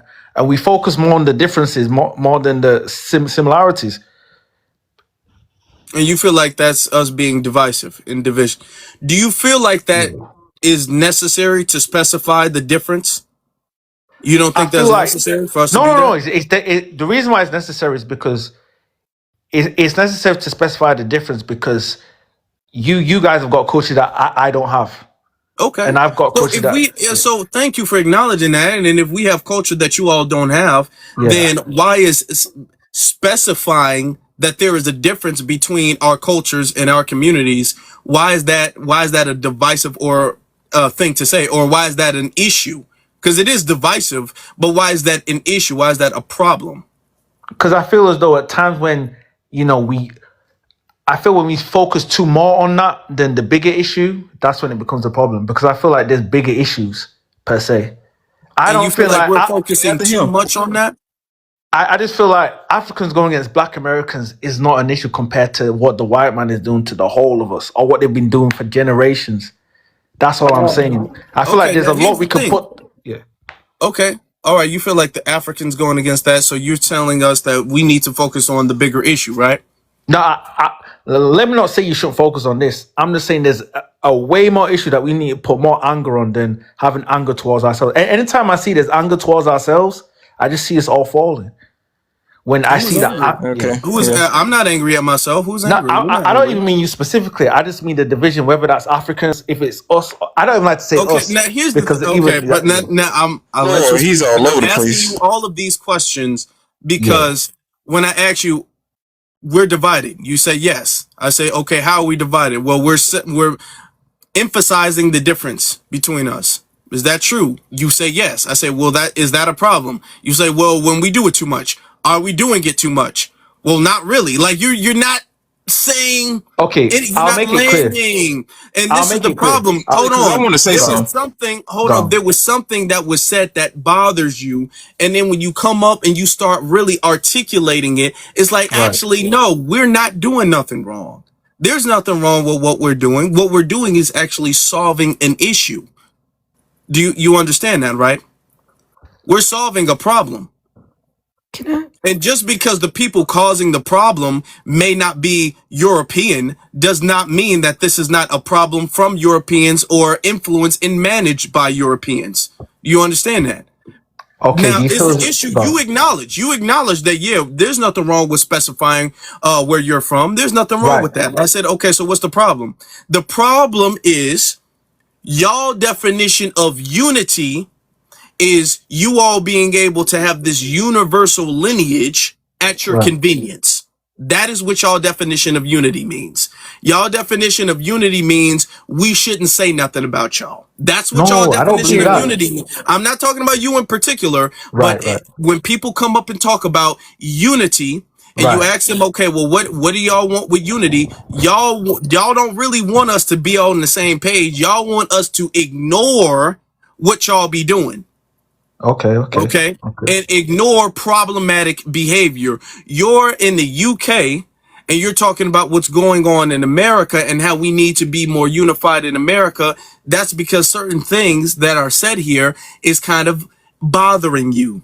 Nah, not And even, you bro. want, Not even. and the I thing feel you. is that you are not being affected by what we're being affected by, Can but I you want us speak? to speak less about it.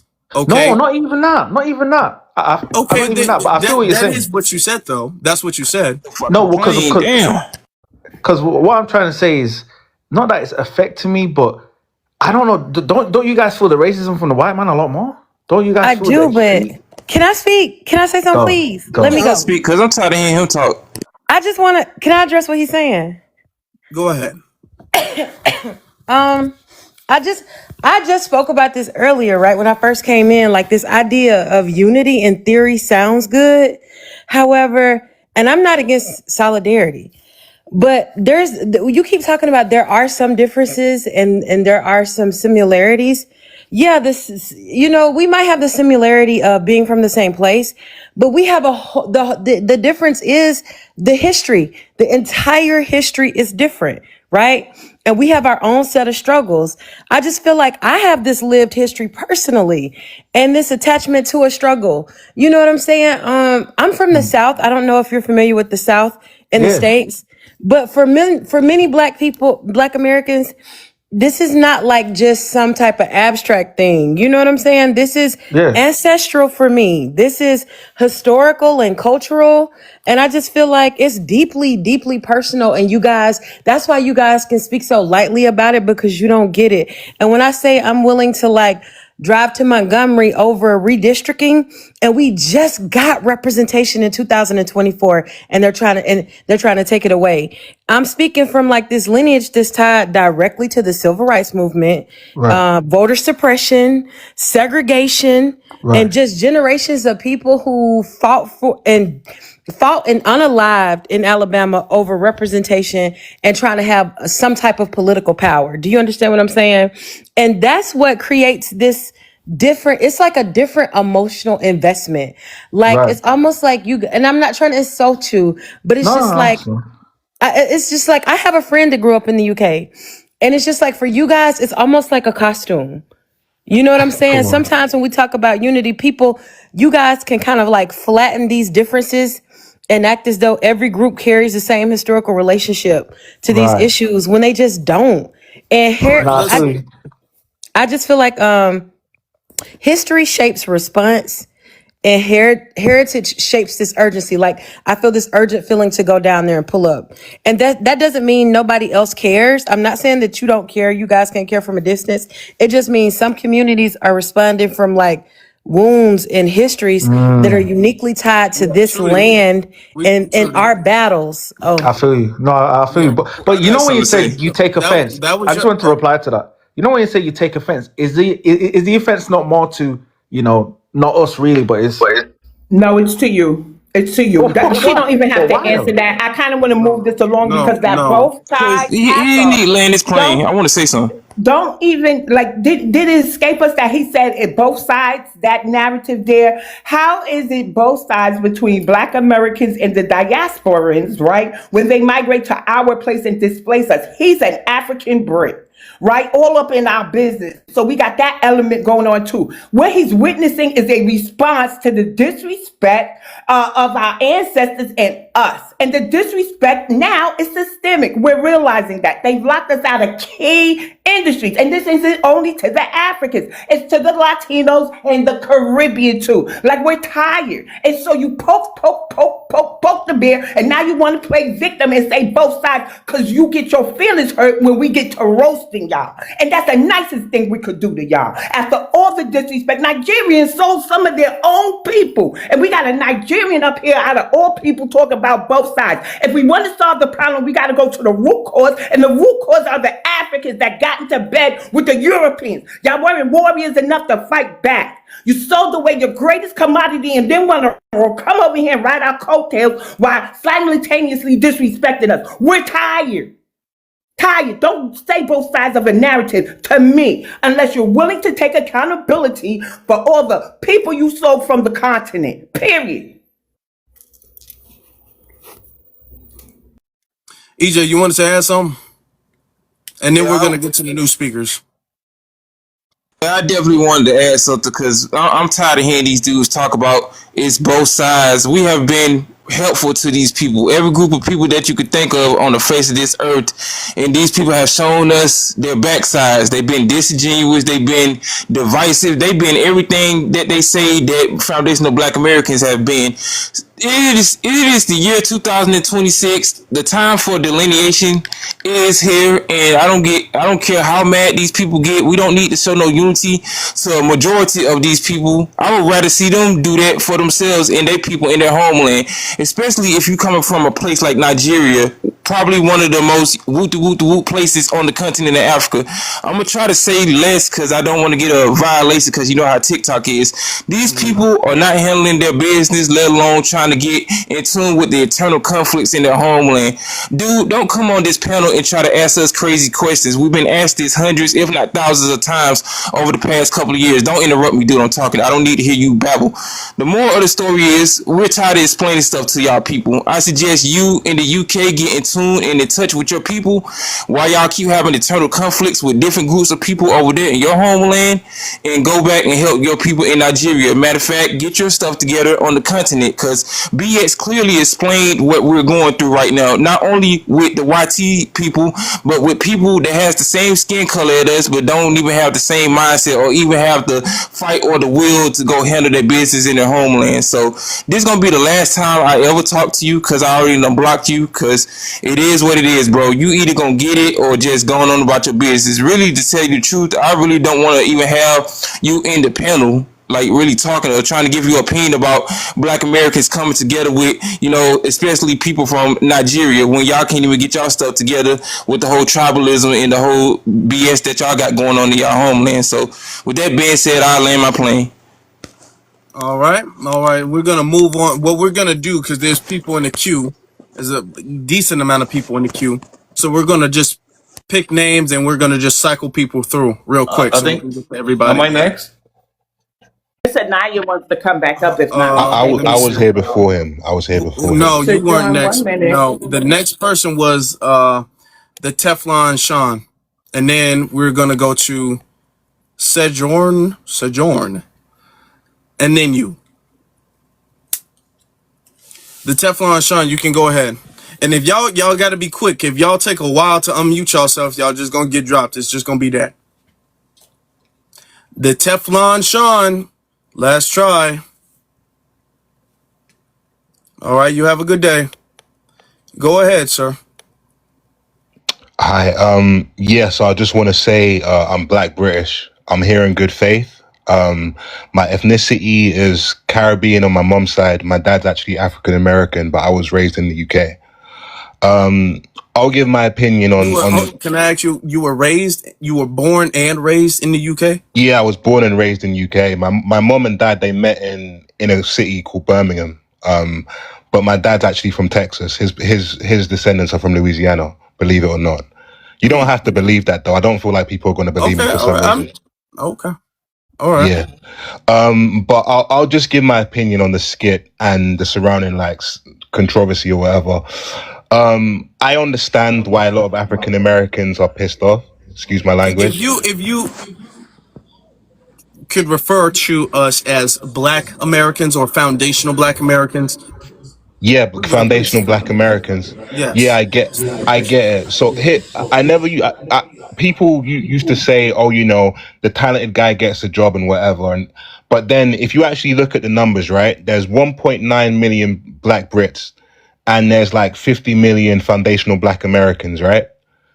So you mean to tell me that they couldn't find one of you guys who was willing to do the role, who was talented enough to do the role? Like that, the numbers do not add up, right? Mm-hmm. So to me, I think it's particularly insulting when you're picking like significant Black American civil rights icons, whether it's Harriet Tubman, etc. Yeah, there's been various ones who have played Black American heroes, and they choose someone who doesn't really have a deep understanding or appreciation of the culture, right? Because they've had people like Cynthia Erivo play Harriet Tubman and stuff like that, and this is the same woman who made tweets saying, Black Americans have no culture, this, that, and the third, ghetto this, ghetto that, and she's not the first to say stuff like that. Like I heard Burna Boy said something similar, right? Mm-hmm. And his biggest hit was from a Tony Braxton sample. So here's the irony. It's like they'll take from Black American culture when it's appropriate, and they'll also backhand it and talk about it behind you guys' back. So to me, it's just, I can understand why it's particularly insulting to you guys. Do you understand? I I'm obviously Black Brit, so I'm not going to try and state that I'm over there with you guys. I understand why you guys feel the way you do, because I feel like you're being done dirty in your country. I think it comes down to the fact that a lot of Black Brits are not particularly vocal and they're not going to rock the boat, But I will say that there are very few who do. If you know Jonathan Boyega from Star Wars, Yeah. he's very vocal about the lack of representation in the industry. Since he came out of Star Wars, he's also spoke about his experience being a Black man in that. He made a lot of noise over here during the London riots that happened at the same time as George Floyd, if you know anything about that. I do. So exactly. So I will say that there are very few who do make noise, but in general, Black Brits are a lot more passive.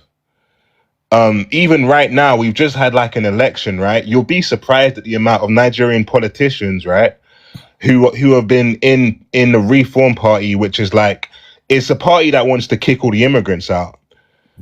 But there's been like dozens of them running like as local candidates. That doesn't really make sense, does it? It doesn't make sense. And I'm not saying it's just them, but when you think about it, there's some groups of people who for some reason it's like whatever opportunity they get, they want to usurp other ethnic people and to pander to the white man. I don't know why, but it's a very common like occurrence. But I'll pretty much leave it at that. Like I said, I understand why you guys are kind of like irate about it. And I do feel like the numbers just do not make You mean to tell me that there's 50 million of you guys over there and there's 1.9 of us over here, and there's not like a lot of significantly talented African American actors? There's obviously an agenda. I'm not going to lie. It's strategic, yeah. Yeah, it's an agenda. I can't deny that. Yeah, Appreciate that. Hold on. We got a couple more speakers. Let's get to Man on a Mission. Want to make sure we get to everybody.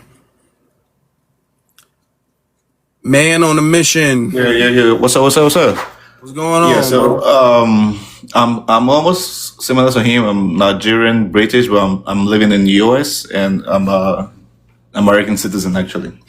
So basically, I'm just gonna go straight away. If I'm gonna do another Snowfall, I'm still gonna use another Damson Idris or something like that.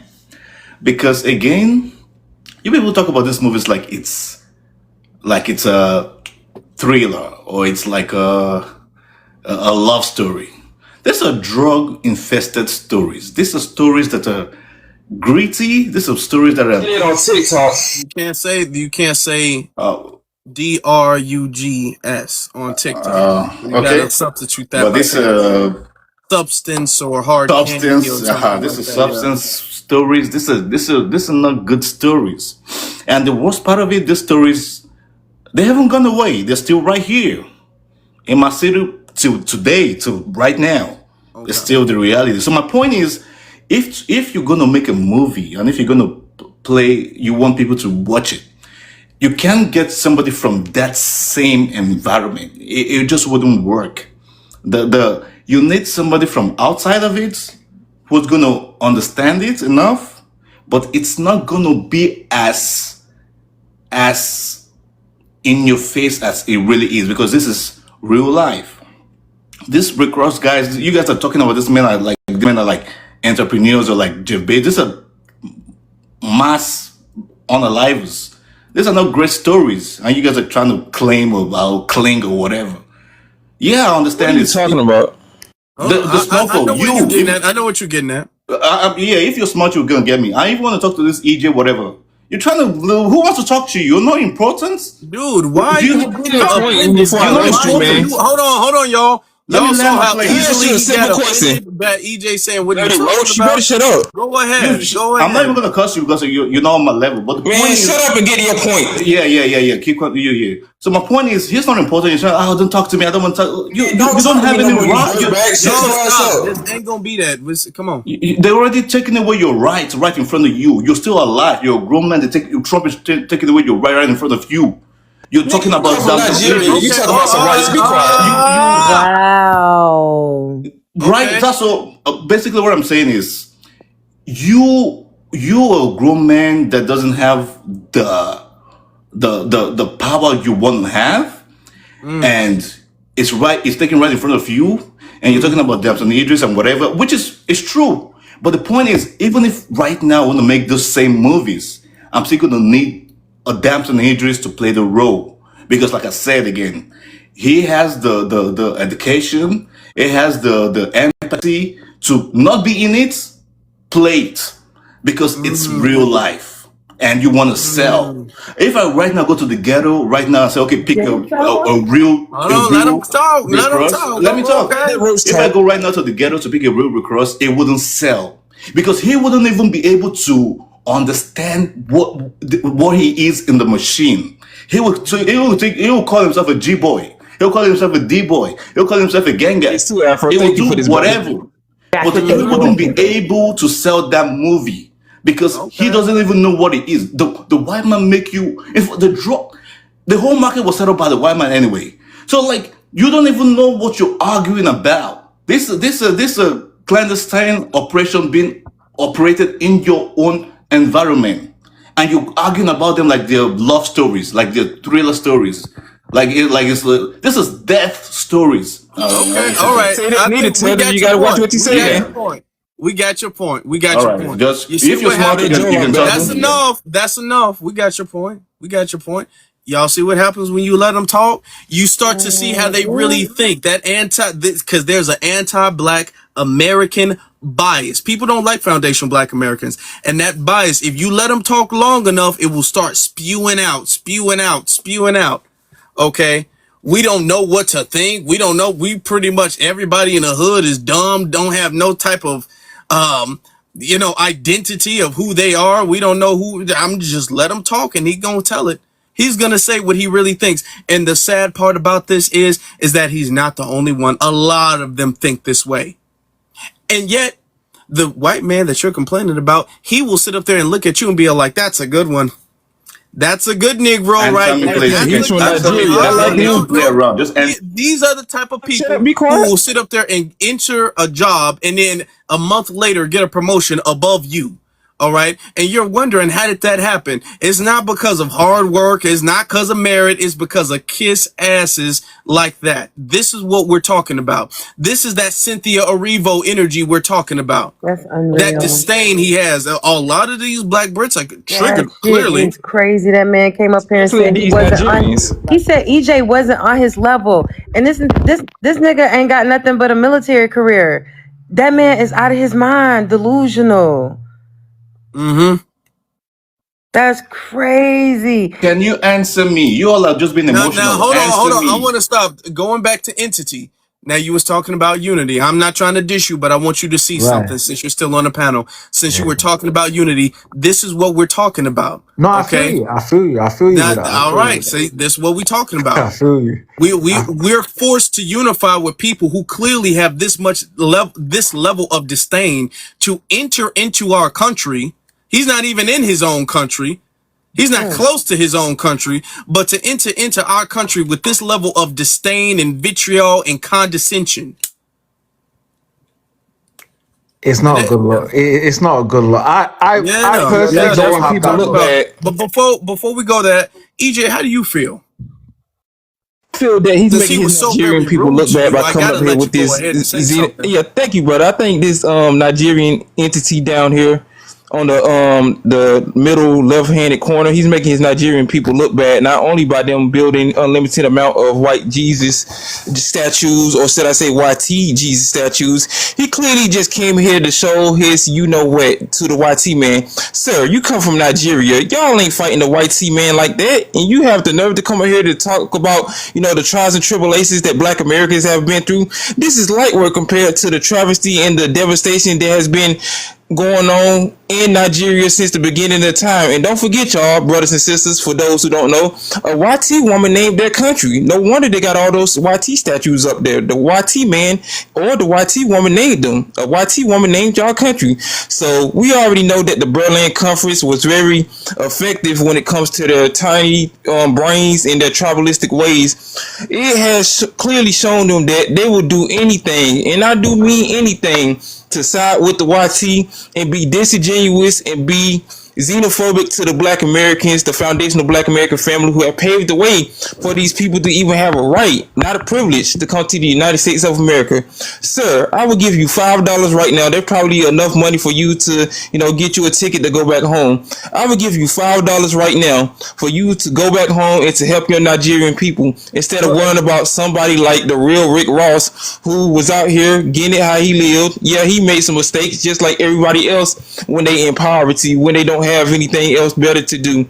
When he had a elementary school education, you don't have no rights to speak on that, brother, let alone even talk about black Americans' trials and tribulations. Go back to your third world country and get your stuff together. I don't want to hear nothing from you, let alone even hear you breathe on this panel anymore. And I'm glad that you left too. I didn't Probably do your it. No, I Timu.com can. Oh, Hold on, hold on. is it signal talking to messed up him or too. me? And I don't even want to talk to you too, EJ, because I'm gonna land my plane, bro. brother. You ain't finna overtalk me. Shut up and be quiet.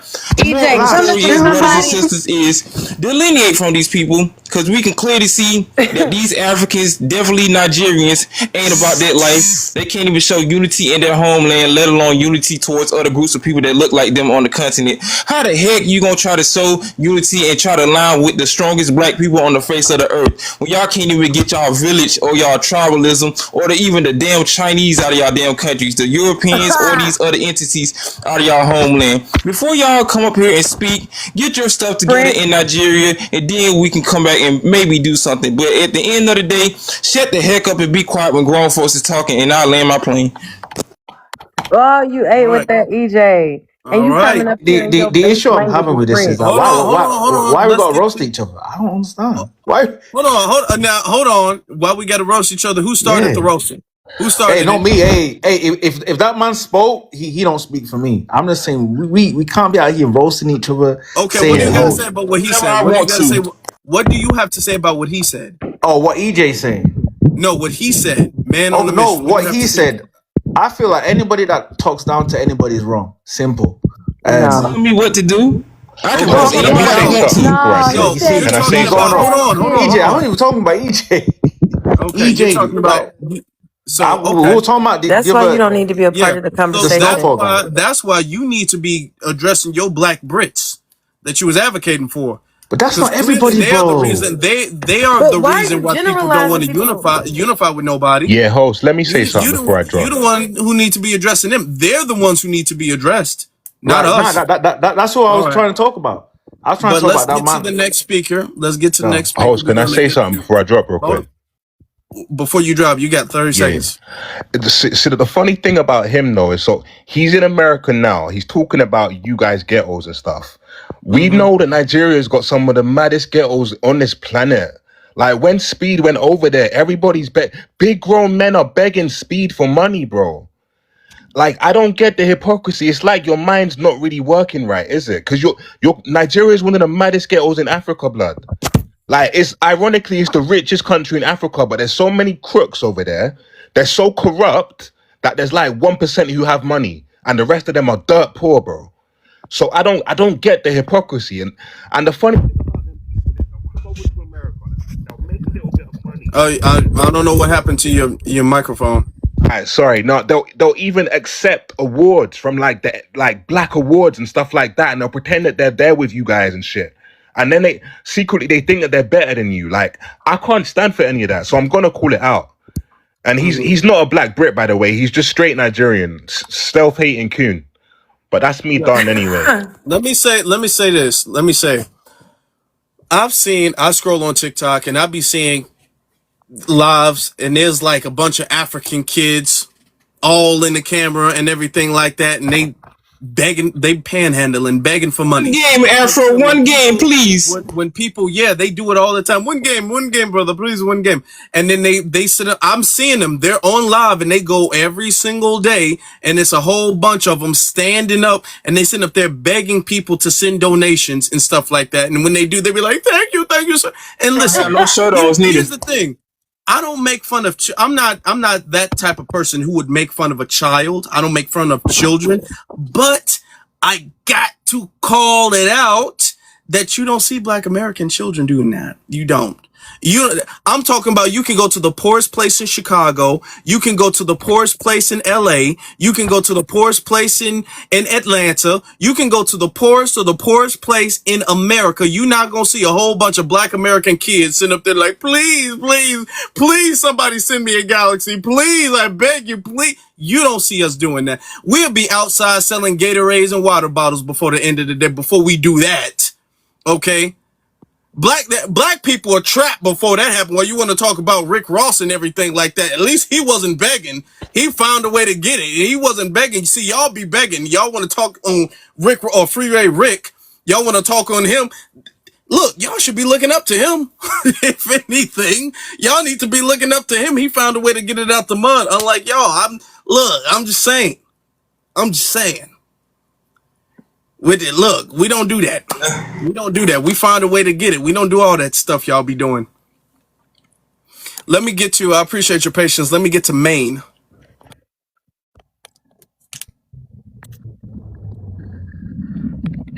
You can go ahead and unmute yourself, bro. Maine or Mayan. At the bottom right corner, you can unmute yourself. You gotta unmute your mic. Your mic is muted. You got to go to the bottom of the screen at the bottom right corner and hit the unmute button.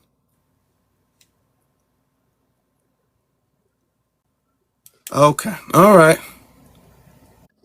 So we're Modern going to day move on. technology. We're going to move on. Let's get to Ice Maker. Oh, that's an interesting way to say that. Okay. Ice Maker, Right. you got it. It might speak to my age. You call me Maka, that's fine. Okay. Yeah, You can I go hear. ahead. Yeah, I hear you guys speaking. I just want to say I'm American born. Also, if you do my tree, I'm also native to the land, so I'm also American. My family's moved from here and back. But basically, what I From thing here that and like back to kind of where? From here and back to where? My family moved to South America, Cuba, to Jamaica, and then came back. They were in jewelry. The guy on the east side of my family was in alcohol. Am I allowed to say Oh, that? oh, so Yeah, you yeah, have Guyanese. Okay, all yeah, yeah, right. yeah.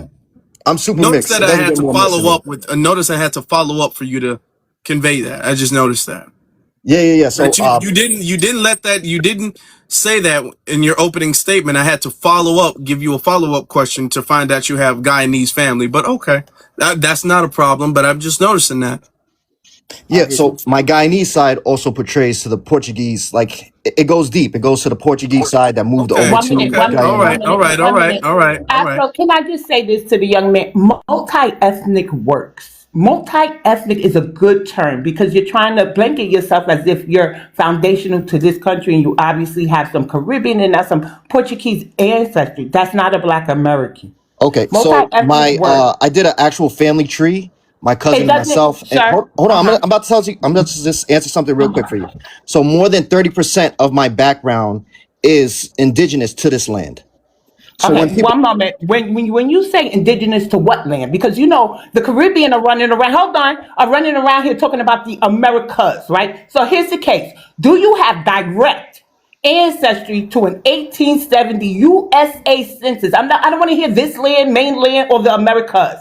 Okay, 1870 USA census. Direct ancestor, great yes, grandmother, great great grandmother, great great great great grandmother.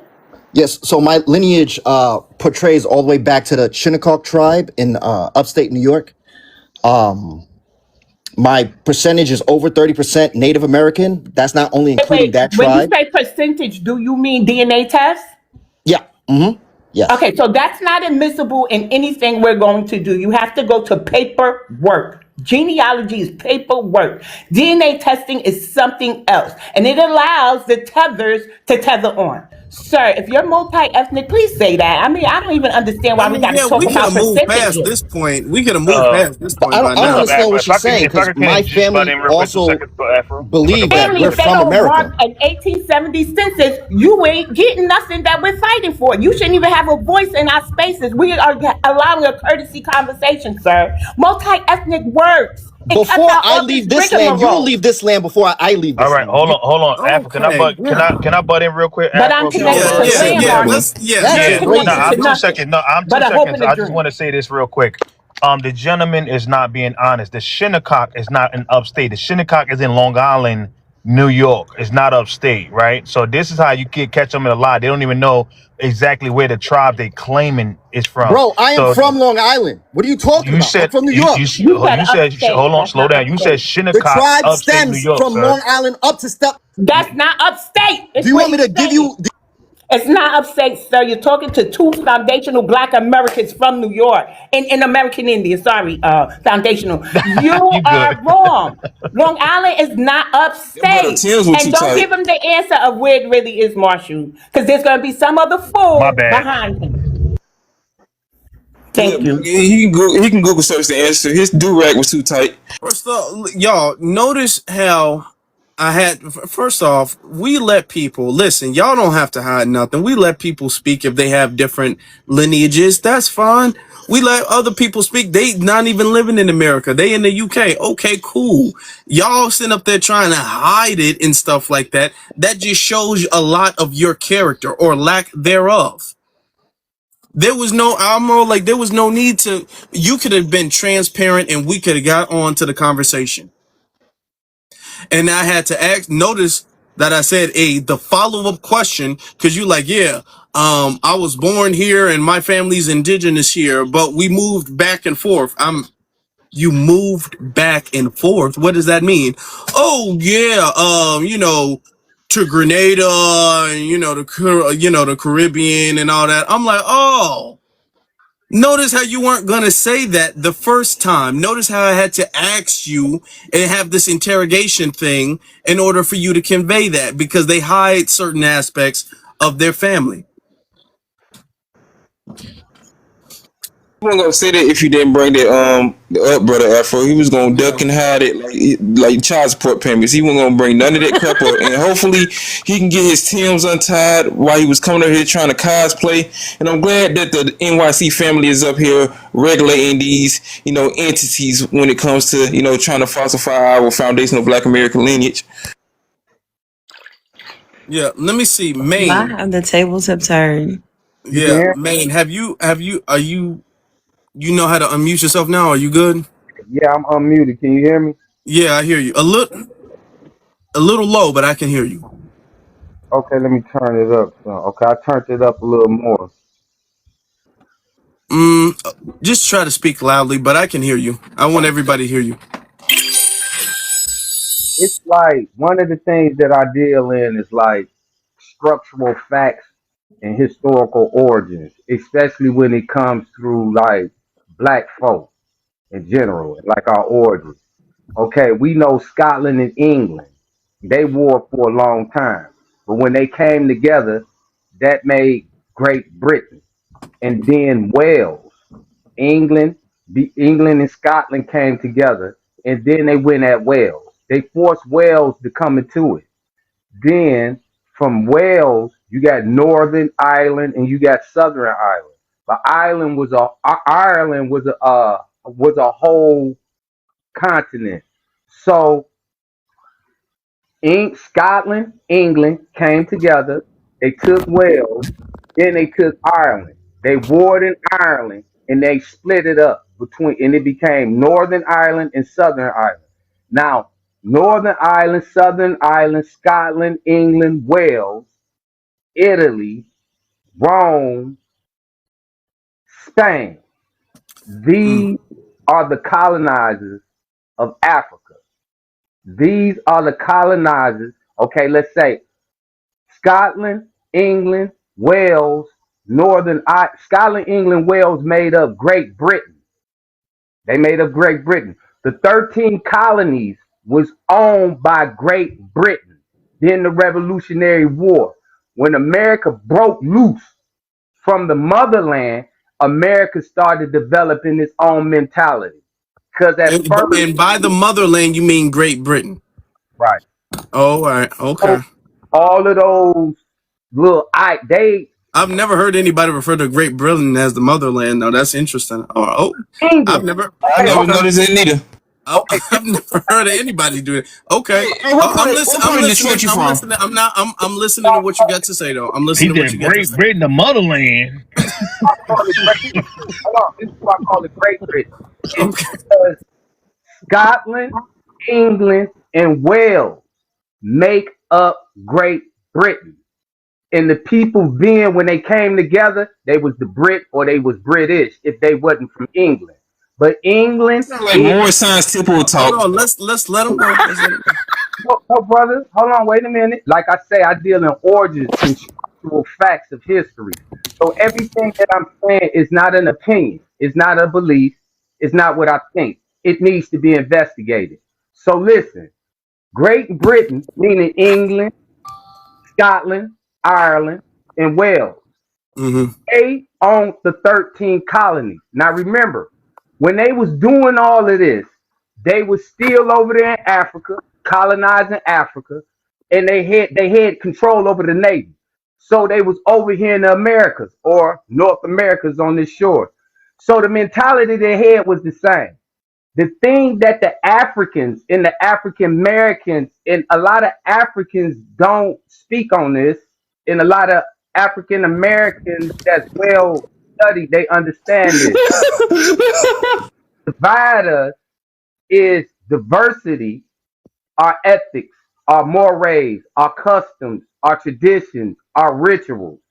And the unity factor is that we come from an origin of slavery. So here it is, diversity and unity.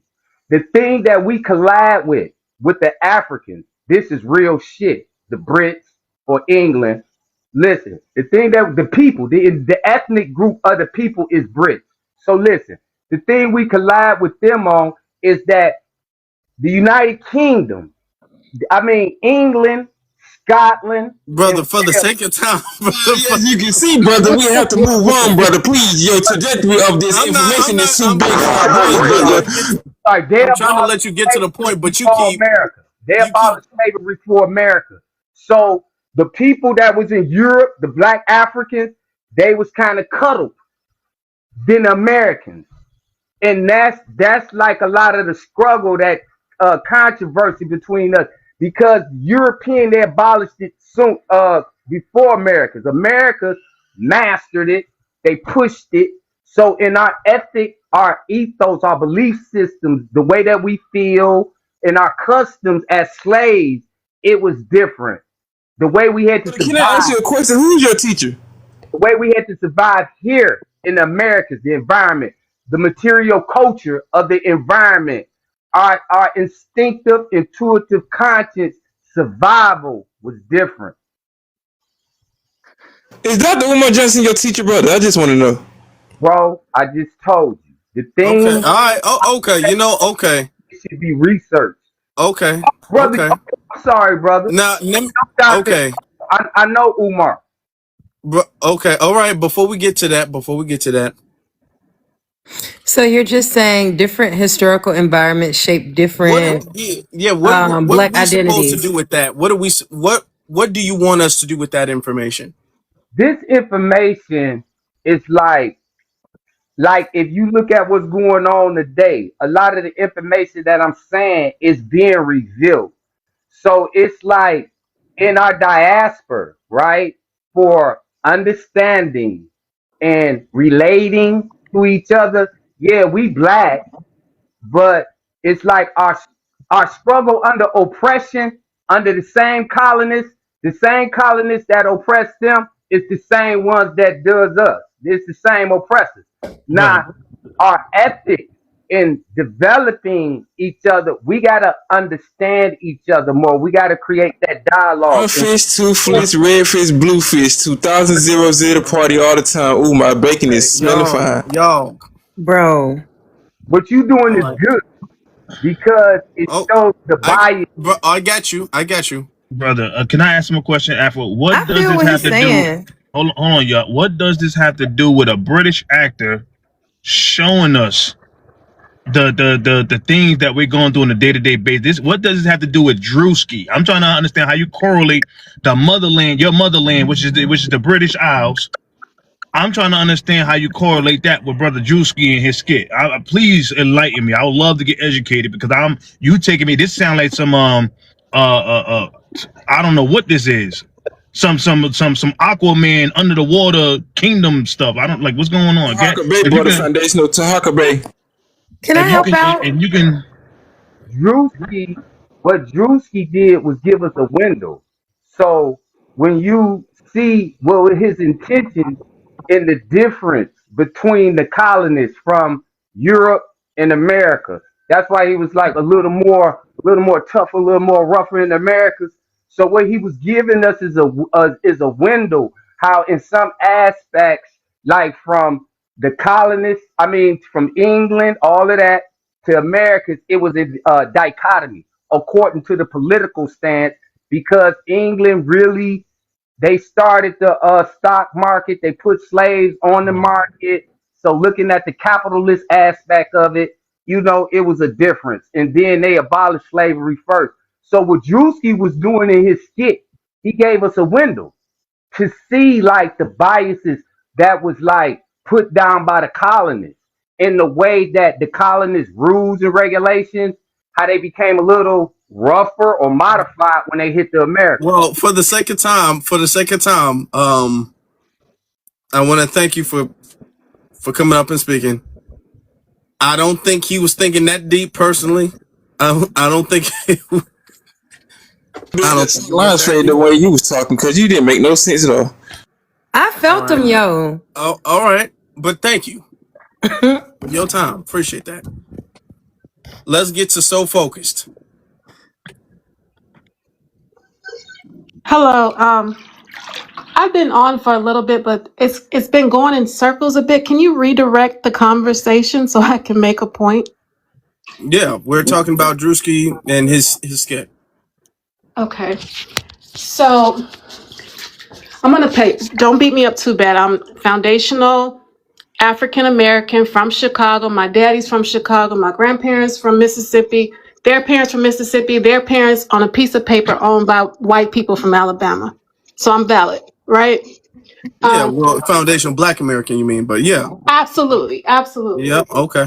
So, but I do want to play a little bit of devil's advocate and get you guys' opinion, because for years, when Black Americans have cosplayed as British Americans, I mean not British Americans, British on TV too, is our issue that they're coming and taking our roles away from us? Like, what is our real issue that we have? Because as far as I know, Black Americans accept Blacks worldwide. We've never had an issue with the Africans. They've always had an issue with us. We've never had an issue with the Brits. Everybody has an issue with us. We don't hate on anybody but ourselves and the white people. If I'm right, correct me if I'm Okay, wrong. well, yeah, we don't hate on we don't hate on nobody. I wouldn't say, but let me say this. Here's the thing. Um, for the most part, and people are bringing up certain instances in certain movies. For the very most part, Black Americans don't portray as Black British people. You can maybe name a few films or a few, but Black Americans really don't play foreigners like that for the most part. Yeah, that's true. But I So also that's feel not. So it's a very rare occurrence when we do it, and when they do it pretty much all the time because those But are the can we only talk roles that they about do. how we, oh, But the as a issue as a you asked, ma'am, hold on, you asked me the issue. So the yes, issue is the fact that they're coming over, and because of their disrespect to our community, because of their disdain and vitriol that they have shown to for our community, they're not doing the very vital roles justice. That's what we're saying. Like, for yes. instance, when they play Harriet Tubman, when Cynthia Erivo played Harriet Tubman, she did not do that role justice. When Cynthia Erivo played Aretha Franklin, didn't do that role justice. When I forget his name, but he was a British actor who played Dr. King in the movie Selma. Hmm. He wasn't terrible, but didn't do that role justice. And a lot of that is because, first, number one, culturally, they're not coming from the same place culturally. Even Denzel Washington has said this too. There's a difference between understanding the culture and being a part of the race. It's not about race, it's about culture in a lot of these cases. Samuel L. Jackson also said the same thing too, that their cultural experience gives them something more to add to the role. All right. So it's not like this is a unknown thing. Even you have two of the biggest, pretty much biggest Black actors, period, who've both said the same thing. So it's not like we have an issue with them being here, period. However, there are select roles that need to be taken into consideration its cultural significance, and they don't do the roles justice. On top of that, oftentimes them being cast reflects bad on us because they'll use that and be all like, you see how easy we made it, and y'all complaining, why can't y'all do it if we can do it? When they're given preferential treatment, right, then they'll turn on us and they'll start to flex and be all like, damn, we can do it. We came out here with $5 and we got this Oscar and all of that. So you know what I'm saying? So this is the issue that we're having. No, I agree with you completely. I All right. guess the point I want to get to is historically we didn't know. We never knew until they started interviewing and we would hear their accent and we were like, oh, we would be shocked. We didn't know they were British. Also, I like to have the conversation. Why did it take for Druski to do the skit for us to get to the point? Because this has never been a conversation in the Black community. It's just been a comment, or it's just been oh, we didn't know she didn't like us. And it's just like, wow, we still, even with all what you said, would support them. We are the most supportive group of people to exist. We're the most accepting to exist. And we're always shocked when they turn on us. So Yeah, why did we it It's are always the take? been. most accepting, and that's true. However, this actually has been a conversation. This is not the first time this has been brought up. Mhm. Drewski's not the first person to make a skit like this either. Oh, really? No. There's been a couple of skits like this. Key and Peele had made a skit similar to this. Some like almost 10 years ago. So this has been a comment. Samuel L. Jackson said that was what, in 2016 or 17, I think, when he said that. Denzel Washington said that when he was making the movie. It wasn't Flight, it was something else, I forgot. But that was around the same time too. That was like before the pandemic. That was like in 2015 or 16. Yeah, I think it's So been this ingrained. has been in it. This has been something that we might not have had a full blown conversation Been as we loud needed about. to back then, Yeah, but you got to think we didn't have TikTok back then. We we didn't have a didn't. panel like this. So now we have the opportunity to have a conversation on things that we've all been thinking about for a while. No, And, I and just to agree. be clear, we had these conversations, but with our family members, family reunions, get together, stuff like that. Like Afro said, now we have the platform where now we can speak and kind of say, oh yeah, and have that kind of family reunion and have these conversations on a bigger platform where people can now kind of listen in to our actual conversations that we have at our family reunion. So this has always been the conversation. This is not nothing new. That's why I'm shocked that you said you never heard this. No, let me say this. I'm 50 years old. What I'm saying is there's no ingrained. We don't have that ingrained. They have this ingrained superiority over us that we don't have towards them. We just don't look at them that way. The Africans that I'm friendly with, which is I saw somebody say she looks African. No, I have an African Just, friend just, who gave me just, the just outfit. okay. My Just point is, okay. we don't have that ingrained superiority thing. I don't think it's just ever been a thought that we have that we're better than them. So I'm always just, I don't know, even at my age, I'm still shocked. Like, why is it such a big deal? Well, Why is nobody. what a big Okay, we're deal? not saying we're better than them now, so that's not what we're saying No, now. they always come with the superiority to us. And Oh, what I'm why saying do they? is, You gotta ask them why they have no, that. that's Why what they I'm say that. saying. I thought it was still one of them on the call where I No. could present that. Like, what is the big issue with Americans? We have a different culture. It's different. Accept it. Just accept that we're different. I mean, can I answer that? Yes, please. If I'm not asking you. Yeah, You're not go the host. ahead. You know, Go I'm ahead. not And then saying. we're gonna get to the next couple speakers, and then everybody give their final I think I, statements, and we'll wrap it I up. think no problem. I think what it come down to, we gotta understand that we the richest black people on earth. And we the most emulated and the trendsetters of the earth. And we gotta understand and understand that there's a lot of people that want that spot. There's a lot of people that want what you have right now. Although we may come with the love because we have the great spirit in us. We have the godly spirit of loving everybody and want to be open arms. But there's some people that want what we have, is what I'm trying to say.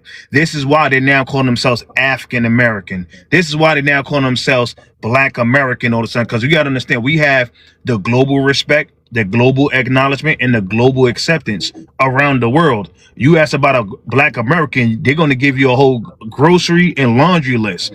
You ask about an E-way, they're going to be like, what's that? What's a Yoruba? Huh? What's that? What's Yeah. a Igbo? Huh? I don't know what that is, but a Black American, they gonna give you a whole history behind that, right? So they don't like the fact that that's the case, and so this is why there's a little bit of envy, jealousy, and vitriol when it comes down to us as a people. Yeah, I agree. Thank All you. right. Thank you for the opportunity. Well, thank you. All right, let's get to Mara. Hey everybody. How you Hey, doing? Afro League, I definitely watch you a lot, but I just want to speak about the differences at this time. Shout out to Druski creating this skit because it brings a lot to what's going on right now, for sure. While we fighting against Pan-Africanism in America, it never benefit us from the jump at all, but we notice how a lot of Black Brits like to, act like us and like they, endure what we went through, and they never benefited from what we went through or even went through what we went through. So it's kind of like a slap in the face at this time, and it's really offensive. A lot of them are immigrants from Jamaica, My bad, my the nigga. Caribbean, or Africa. Fit place in the UK UK. We never did at all. But at the end of the day, like it's the Caribbeans and the Africans that stand up shop in the UK, and they don't see a problem, but they want to feel our pain. They want to go ahead and attach themselves to our greatness and also our blues. At the end of the day, like they don't understand what we went through. At the end of the day, they don't feel our ancestors' pain. So I'm fighting for that every single day. I'm fighting for that. So shout out to Druski for bringing this to attention because it's very important. Because they come to America and they feel like they have a belonging to us because they fit into our culture. They like our culture. They assimilate because they look like us. It's not fair. They be in our HSB, our colleges and stuff. HBCUs. Yes. And it's not fair. Like we greet them with respect, and we greet them with respect. But at the end of the day, like they are just tethering. Like we don't like that. We do not like that. We give them respect, and then they still say, "Oh, we have a superiority because you come from us. Y'all come from Africa." Da da da da. But now we're learning history and knowing that's a lie, and knowing there's a lot of faults in history. So we just learning a lot at this time. So it's gonna be a lot of differences and a lot of basically like a lot of like tension going on in New York City and southern states like Texas and stuff like that, where a lot of immigrants come from. It's real out here. So basically, I'm just here to support FBA. All right, appreciate that. Thank you very much, and I appreciate your support. Thank you. Thank you. Let's get to Naya.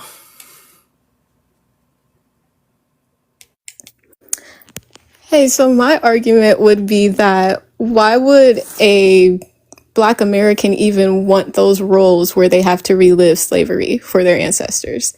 Why wouldn't we want a UK person to get that white man's check and go ahead and play that role and tell that story for whoever needs to hear it, as if we don't already know our history and we need a movie to tell us about it again and again and reliving it? For example, Jamie Foxx said that Django took so much out of him. He turned into a different person in those roles. He couldn't talk to his white cast members, et cetera, because it was just so much, so heavy. It's such a heavy role. Why would a Black American fight for that role when I don't even feel like we need to keep making those movies? Are we slaves right now? Well, this doesn't just extend to slave movies, ma'am. This extends to movies about pretty much everybody in our culture. You had Cynthia Erivo playing Aretha Franklin. Aretha Franklin was not a slave. She wasn't born during the slave time, but she was still playing that role. And this is about us being the representatives. This is more importantly about us being the representatives of our culture. Okay. That's what it's about. So representatives of our culture Does and that other movies. answer Yeah, your question? but the prompt was about the skit too. So specifically just about the skit. That was my point. Okay. Now I have a question about other things. Is that okay? Now, did that answer your question about the skit? Oh, absolutely. Okay. What is your other question? But before you ask that, let me ask you a question. Where are you from? Where's your ethnic background from? Yeah, we've already gone through this. That's my next point. Why is it that I can't be a foundational Black American and be bi-ethnic? Yeah, we're back. I know who this is. Why am I muted? Why can't I talk? I recognize your Y'all are voice. funny, but stop funny. Okay. You got me. Okay. I knew who this is. Okay. Hey, girl. Go ahead. I knew who this is. Okay. All right. What's up? Because She's ZZ was talking Nigerian, about y'all. how She's I can't Nigerian, so y'all know. I can't talk on this Okay. panel Go because ahead. my Go people ahead. weren't here during the 40s, 50s, 60s, but they Go were. ahead. Go but ahead. they were. Go ahead. What is your next question? Why can't we be bi-ethnic and foundational Black Americans? Why can't I carry both? Why is it BX gets to talk over me? Because I'm automatically bi-ethnic now, and we don't want to hear what I have to say. Hold on. I was like, Naya, don't mention my name. Hold on. Since when have you been bi-ethnic? You sleeping with somebody? Like that don't make you bi-ethnic, Mayonnaise. ma'am. Come on now. Come on. When you been Since y'all made Dipping bi-ethnic? in me the call This myself mayonnaise. lady earlier. Do you made not remember another that? Don't do page. Dipping that. in that That is Y'all mayonnaise. literally made crazy. me say that. BX was Don't. jumping down my throat, and y'all were like, yep, you need to call yourself that. What are we talking about? Sis, I you made said a whole nother Why? The page reason. multi-ethnic, though. Hold on. Here's the reason multi-ethnic, why it's ma'am, and there's important. a reason for that. The reason why. Multi-ethnic The and reason. go ahead, Okay, Afro. the reason why it's important is not because you're not FBA. That's not the point of it. The point of it is because we're trying to make sure we're clear about people's identity. Okay? And in today's time, we need to be more clear than before. We had another bi-ethnic woman who tried to hide that as a fact. We have people who are bi-ethnics, and because of that, they have an allegiance to their foreign background. And there's a lot of door opening that we see them doing when it comes to things that we need to be gatekeeping.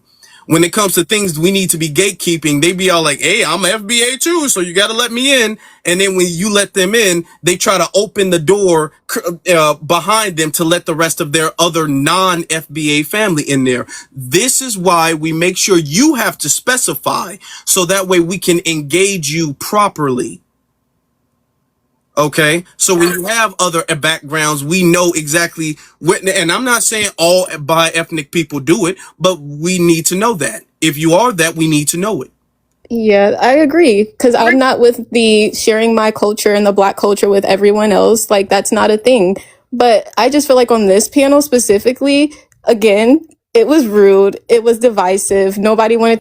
You're divisive. Black Please Y'all Americans keep drop are cutting me her. not off, muting my mic, and Caribbeans. it's Hold on. rude. No, Like, you I don't. talked See, enough. that's And you why. mentioned my name when I was Goodbye. minding my business, right? Yeah, Go on with goodbye, that because you bad with you, can't baby handle bear. it. Don't do You're that. multi-ethnic. You're a tether, right? Because you tried to latch on the Caribbean when the Caribbean don't deserve shit, not off of our backs. And by ethnics have to get on code if they want to speak to or about us. You have another allegiance, right? And that be the whole issue. There are bi-ethnics who are on code, just like there are biracials who are on code. But you're off code because you try to blanket Caribbeans as Black American for the whole 50 million of us. And that ain't gonna fly with us, man. And Because do then you we're gonna see, have the this is it. Caribbean up there talking about us, we, our. And Yeah, nothing see, applies to them. I'm gonna this is say, I'm gonna. exactly what I'm Oh, talking about. This was the point that we making is because you Black American, we can't take that away from you. And there are plenty. I know some who are on code by ethnic people and multi-ethnic people. That's not the problem. The problem is that y'all want to come in, and because y'all want the whole Caribbean to feel included too. Y'all don't want to be ostracized from your Caribbean or foreign family. Y'all crack the door open and be all like, technically, we're all the same, right? I mean, I'm a Black American, and I'm saying that we shouldn't gatekeep this, so we shouldn't gatekeep this. You guys become the damn the bridge burner, not yeah, what's the term? You become the door openers for problems, honestly. You guys I'm do. gonna. If I can, can I say this one thing real Yeah. quick? And then we'll wrap it Um, up. Yeah. two things actually. The first thing, family of just BX, ZZ, and Afro. They're gonna be talking freely. If you can't just mute up, Afro and all of them will call you when they get a chance. Sometime when y'all get off the mic, I know y'all want to take part, but that kind of blur out what everybody else is saying, right? And so that's why just do me a favor, just mute up until they call you, right? Another thing I'm going to say is, she said, why do Black Americans want the slave jobs and did things like that, and why not give it to their quote unquote what you say, you British cousins or something like that? So the thing is, Black Americans don't want them jobs. As somebody in the industry, as a stuntman, a professional stuntman, we don't want them jobs. We actually boycotted those jobs, to be honest with you. And what they did was, because again, any kind of representation or anything, even if it's for crumbs, just to say, hey, I'm from Nigeria and I made it on TV, they would take the role. So even if that means stepping on our necks, knowing that it's a degenerate role that we're protesting as Black Americans in the industry, they'll take it, right? Because they're getting notoriety, and they're getting whatever little scraps of money they're going to get. So this is the real reason why a lot of them are getting these roles on the insider, because a lot of these people are taking roles that we are not accepting because we're trying to protest and tell them to change the narrative. Notice, and I love what Druski did. The white T man came out and said, "I need a little bit more," right? And he told him he need a little bit more from him. Literally, that's how it is. The white T supremacy and the systems in place want to add more the extra gangster, extra ghetto, extra. They told me I have a very intimidating face. I fit perfectly for the same roles I kept getting. This is why I stopped acting and went into stunts, because they kept giving me roles and they typecast me for gangster, narcotics lord, all kinds of degenerate roles, because I have a quote unquote intimidating face, intimidating structure, because I work out. So they say I have an intimidating figure, so I'm perfect for these particular roles. And I told him, I said, well, I got some range. I can do this, I can do that, and I can play like the Joker, whatever. But they kept putting me in these particular same kind of roles. And I said, all right, let me do some stunts and start doing the stunt fighting, jumping off of buildings and cars and stuff, fun, all that fun stuff, right? So this is what's really going on. So it's not that they want these roles. It's the simple fact that we're protesting these roles, because these roles, believe it or not. Now, some people, I heard somebody say, well, it's just movies, it's not that serious. Well, if it was just movies, not that serious, then the CI and you finish the rest. Again, I'm going to say the CI and you finish that last letter, right? They wouldn't be backing it and paying money after money after money and money to make sure certain messages are going across, or gatekeeping certain messages. Because you can't just put any kind of movie without them making sure, okay, you're not getting too spicy, we're gonna let that movie slide through. They gatekeep that, right? So they want to be at the forefront, making sure things are going smoothly. It is serious, because these movies are creating biases. They creating implicit biases, and then for some people, they creating confirmation biases, right? So this is what's going on when it comes down to these movies. These are what creates. This is why when you look at sometimes somebody from Middle East, well, not us, but a lot of people, when they look at somebody from Middle East, they automatically think T, right? A T or something like. It's because of these movies that they started ramping up these type of roles after 9/11. The same reason why it was a video that they just posted on the news, where a black brother was protecting his family, and a Hispanic brother was trying to rob the black brother. So he pewed them, and that black brother happened to that Hispanic brother happened to pass away. Well, now the black brother had the whole dread. I think he had braids or dreadlocks. He had a white shirt. He looked like what they were probably like put out in the movies, that what people would deem as ghetto or gangster, right? And even that thought process, even think about that. That thought process of a certain look is in direct correlation to the movies and the images they put out to the TV and the box that they created. But anyway, the comments were saying, I'm confused, or that was confusing. Now, why would the comments say that's confusing? Why would the comments say they confused? Because they thought the black guy was the bad guy automatically. And then they realized, hold on, that was a Hispanic guy that was the black guy, bad guy, and a black guy was trying to save his family. So this is the implicit biases and the biases that these movies and films create, that to the point where people are afraid, I can't wear my do-rag a certain type of way because I don't want to look like a gangbanger. Well, I can't wear my chain. I don't want to look, I don't wear grills. It's a reason why some people are even afraid to look a certain type of way, because they don't want to look like a quote-unquote Pookie or Ray Ray. And that's, again, from movies and implicit biases. That look, I'm going to wear my do-rag. If a sheik can wear his little rag on the top of his head, I can wear my do-rag. If the J can wear that little thing on top of his head, I can wear my do-rag. If who else wears things on top? If the Muslim people wear the whole hijab, yeah, they wear the whole hijab, I can wear my do-rag. That's our cultural rag and the hair protection on top of our head. So I'm gonna wear my do-rag all around, and I work a nice career job and everything, and I still wear my do-rag. I don't care what nobody say. I don't code switch or nothing. So I'm gonna land on that though, family. But my point is, family, this is why we not taking those roles. And no, we don't want to get none of them people no money. They got to get it on their own. They got to make their own black British movies about their history, their story. We don't need nobody to tell our stories. We can tell our stories, because there's a certain energy in the way we do our films. There's a certain energy that we have inside of us that when we do our stunts or our films, you can feel the power in the way we do in the acting and everything. It's a certain energy that we have that they can't implement, right? Because they never been through the lived experience.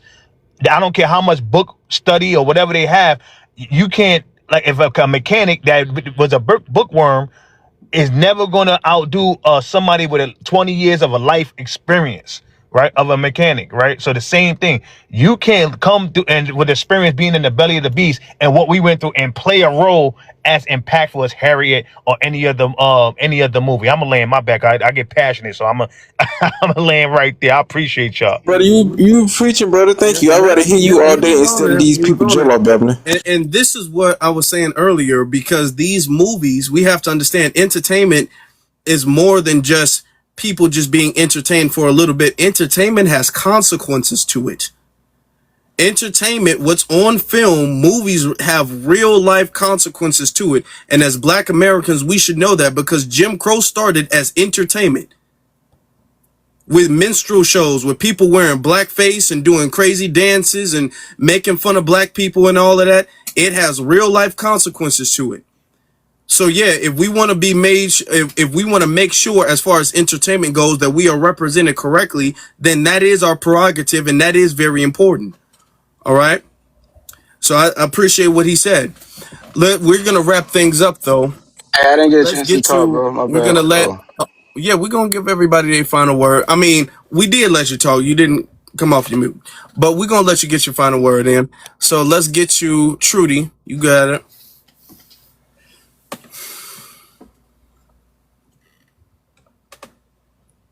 Trudy, you're muted, so I can't hear you.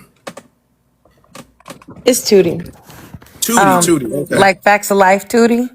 Okay, gotcha. Okay. My final thoughts is so I wouldn't want to begin to try to understand where this, like, superiority complex comes from with these British people. But when I know the one guy was coming up and he was speaking, and I was thinking what he was trying to say, it kind of made sense, because I feel like what he was saying was in terms of like England playing like a major role in building like this infrastructure around slavery and capitalism. And then he mentioned us being sold and global trade and slave markets. And it was connected to the transatlantic slave trade.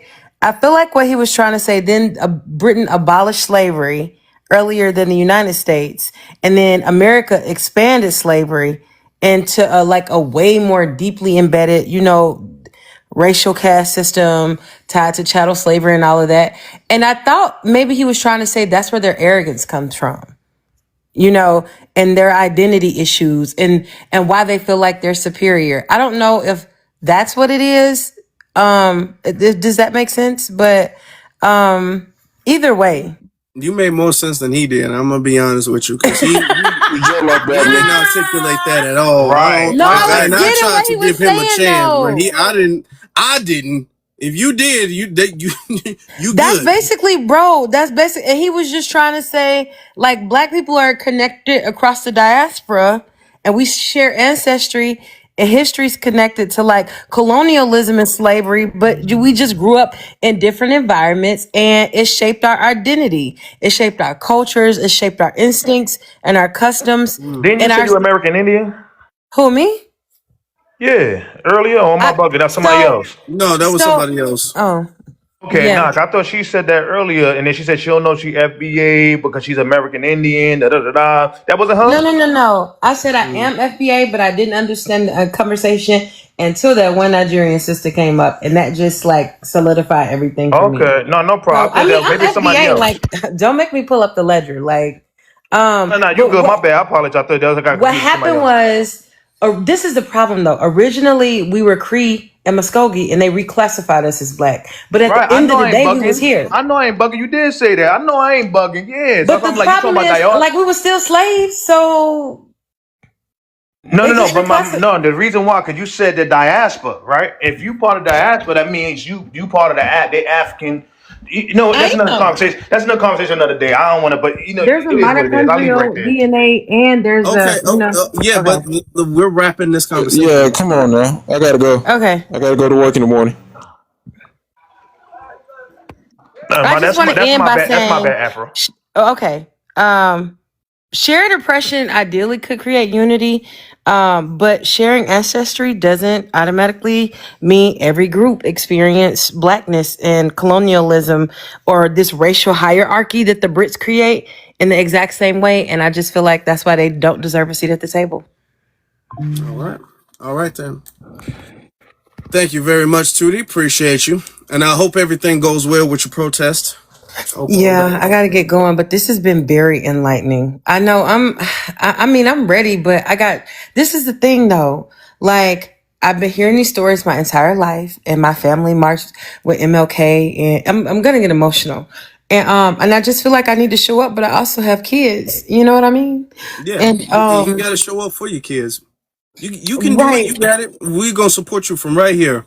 You got it. We gonna back you up. And I want to hear how it turned out too. So I'm gonna reach out to Yeah. you tomorrow. I want to hear how it turned out. All right. Let me get to EJ. Let Cold World go. I go after him because he Okay, been waiting Cold for a long World. time. Cold What's up, World. family? How y'all doing? We good. How you doing? I'm good, man. Apologize about earlier. I got a call right at the same time. But that the skit was fire.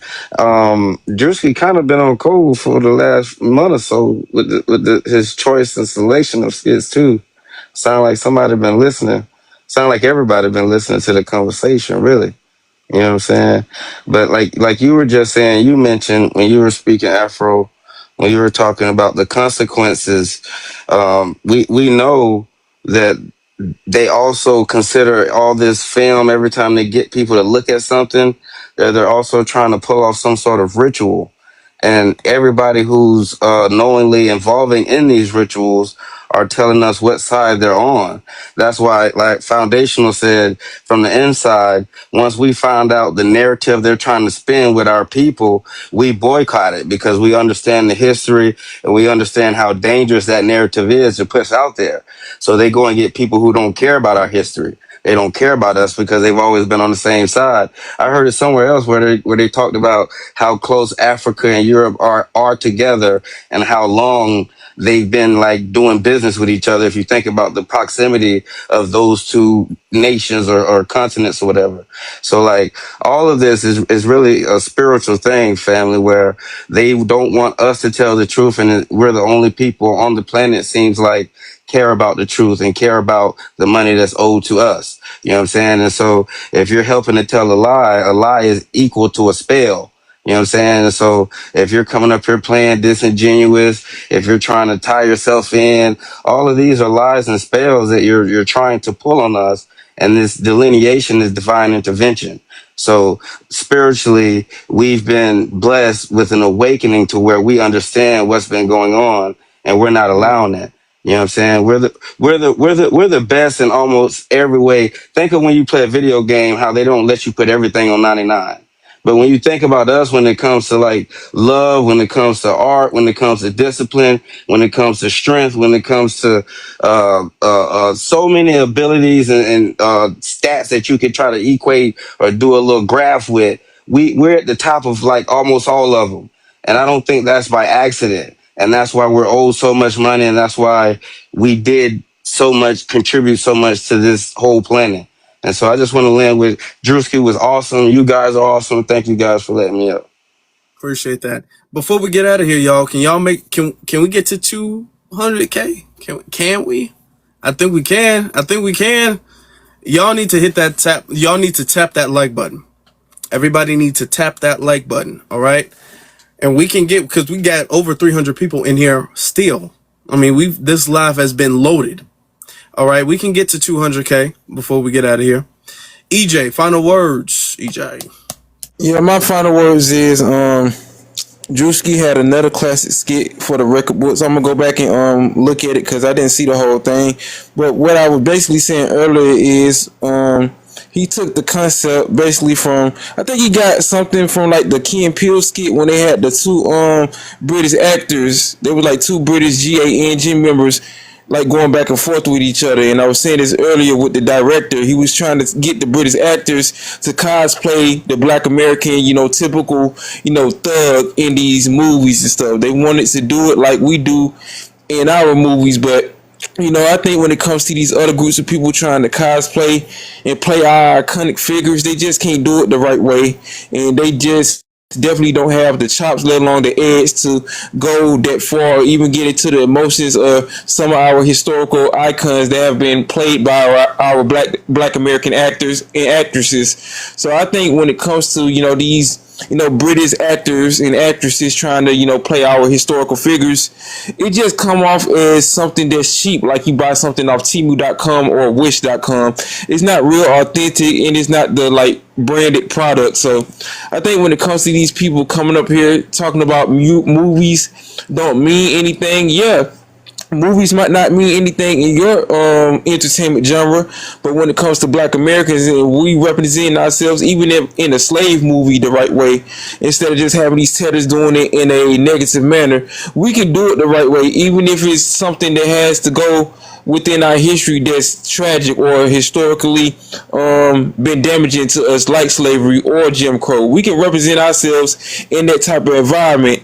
I want to see y'all do a movie about the globalization of these Europeans coming into your homeland. I wanted to see y'all talk about the Berlin Conference and how the effects of it have played on your continent, let alone your people. Why y'all can't make a movie about that? Because I know if we did something about that, y'all would be up in arms and be throwing monkey, what, and have y'all bamboo sticks up and out trying to get us off of the damn panel talking about, oh, we can't do movies like that. Y'all don't need to be playing our historical figures. Now, let me just say this and I'll land my plane.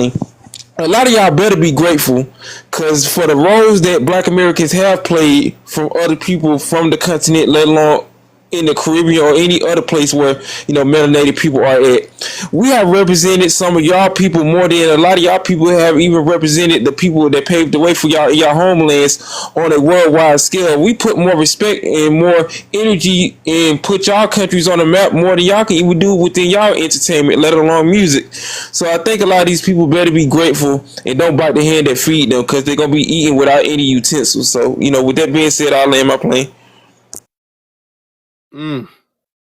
Real talk. I want to thank y'all because we almost at 200K. So I want to thank y'all for that. Appreciate that. Appreciate y'all. All right.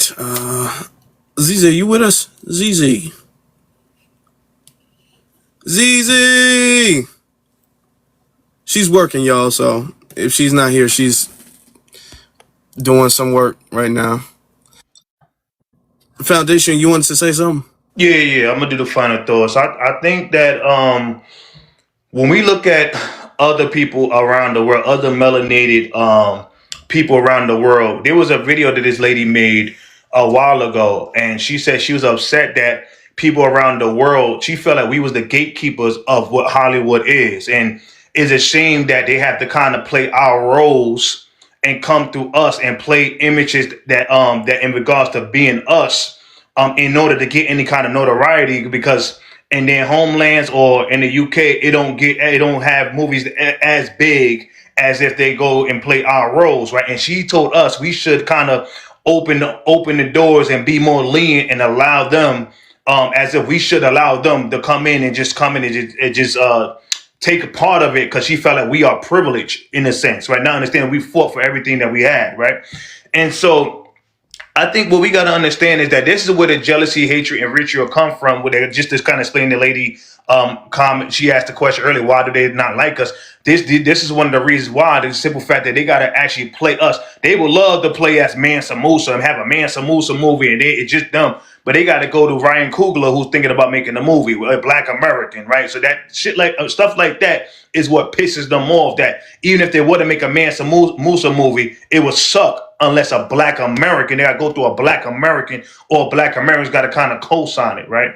So, and I'm hoping he don't make that movie one. But I shout outs to Druski for bringing us this message. It's pretty cool, but I think I'm still on the fence with him he did a good job. I like what he did, but you know how people change. 1 minute I don't want to be all the way a Druski fan, and he switch up and do a video like a Black American, and you know how they do when they want to make their Yeah, skits. So I missed that out too. Yeah, I because don't want to Sister get BA's too. missed that I don't want to. Hollywood too. My bad. So I don't want to get to a point where we too much of a fan, and then all of a sudden we have disappointment because he switched up on us. So he cool. He a tool for right now. Shout out to the brother. But hopefully he don't get his pockets pulled. You know, hey, we got some bigger pockets for you, and then he switch up on us. But what I want us to understand is that I think it's about time that we start making our own movies now, our own films, and our own narratives with our own lens and our own everything, right? Because what happens is Issa Rae, I don't know if she's part of the lineage or not. She made a film on TikTok that hit about 1 to 2 million views on the first episode, and she had like a multiple episodic type of thing on TikTok. What we need to do is start leveraging that, right? They realize the new media is social media. They know that. And what I was talking to a lot of my industry guys now. Everybody's saying they're exploring vertical filmmaking because of TikTok and things like that. And people are starting to do vertical filmmaking now. This is the new wave. So we got to start leveraging that right now. We got to get all the Black Americans in the industry and start telling our stories with our own lens, our own narrative, and our own perspective, right? Movies that's uplifting, right? The Red Summer of Knoxville, when the Army veteran was bucking back, pew pew in the lights so they can't come through, and putting the cars in front and pew pew in the white tea people to the point where the military came through to help them. We need to start talking about the Seminole Wars, the Gullah Wars, 1526 slave revolt, the New York slave revolt, both of them. Right, we can go down the line of all the times that we was bucking back. That they don't show that part. They want to show you the 12 years a slave, the Kunta Kintes, and all that all those times. But they don't show you about the 1912. If you go to Chat GBT and type in the 1912, just the year 1912 alone, we bumped back about 100 and something times alone. So they don't like to show those type of images. So it's up to us to make these movies and start showing these images so we can make sure that we have the proper things being showed for our people. So again, we can do that. We got all the right people. We have the mind. We have the mindset. We are the trendsetters of the earth. We are the most emulated in the world. So there's no reason why we're not making our own movies, because a lot of these people are working with white supremacy in the systems in place to put certain messages out there. And we also have the CI and the rest working. This is why a lot of them is now coming to social media and working with a lot of these news. A lot of these news outlets are paying influencers now to now push certain narratives also. So we just got to be mind the power of what's going on and start pushing our own narrative. I'm gonna land on that. I appreciate y'all. Thank you, Afro, for allowing me to be on this platform. I appreciate you. Y'all be safe. Peace and Skit. All right. Ziza, you with us? Well, I know she would have liked to give closing thoughts, but she's, busy right now. So we'll just have to wrap it up then. All right. Y'all make sure y'all go to For the Culture so y'all can listen to the playback on YouTube, because every time we do this, we put this on YouTube, and that way people can listen to the playback. If you guys want to catch the beginning, if this was so good, which this has been good, if this was so good, y'all want to see it all the way back, then y'all can. So y'all make sure y'all go to For the Culture on YouTube. And if you guys are listening from For the Culture on YouTube, thank you. Appreciate you. All right. BX, can you close us out, please? Sure. I want to say this. Yeah, we have the power to tell our own stories, right? I think, and Marshall is right. We have to tell our own movies or make our own movies, right?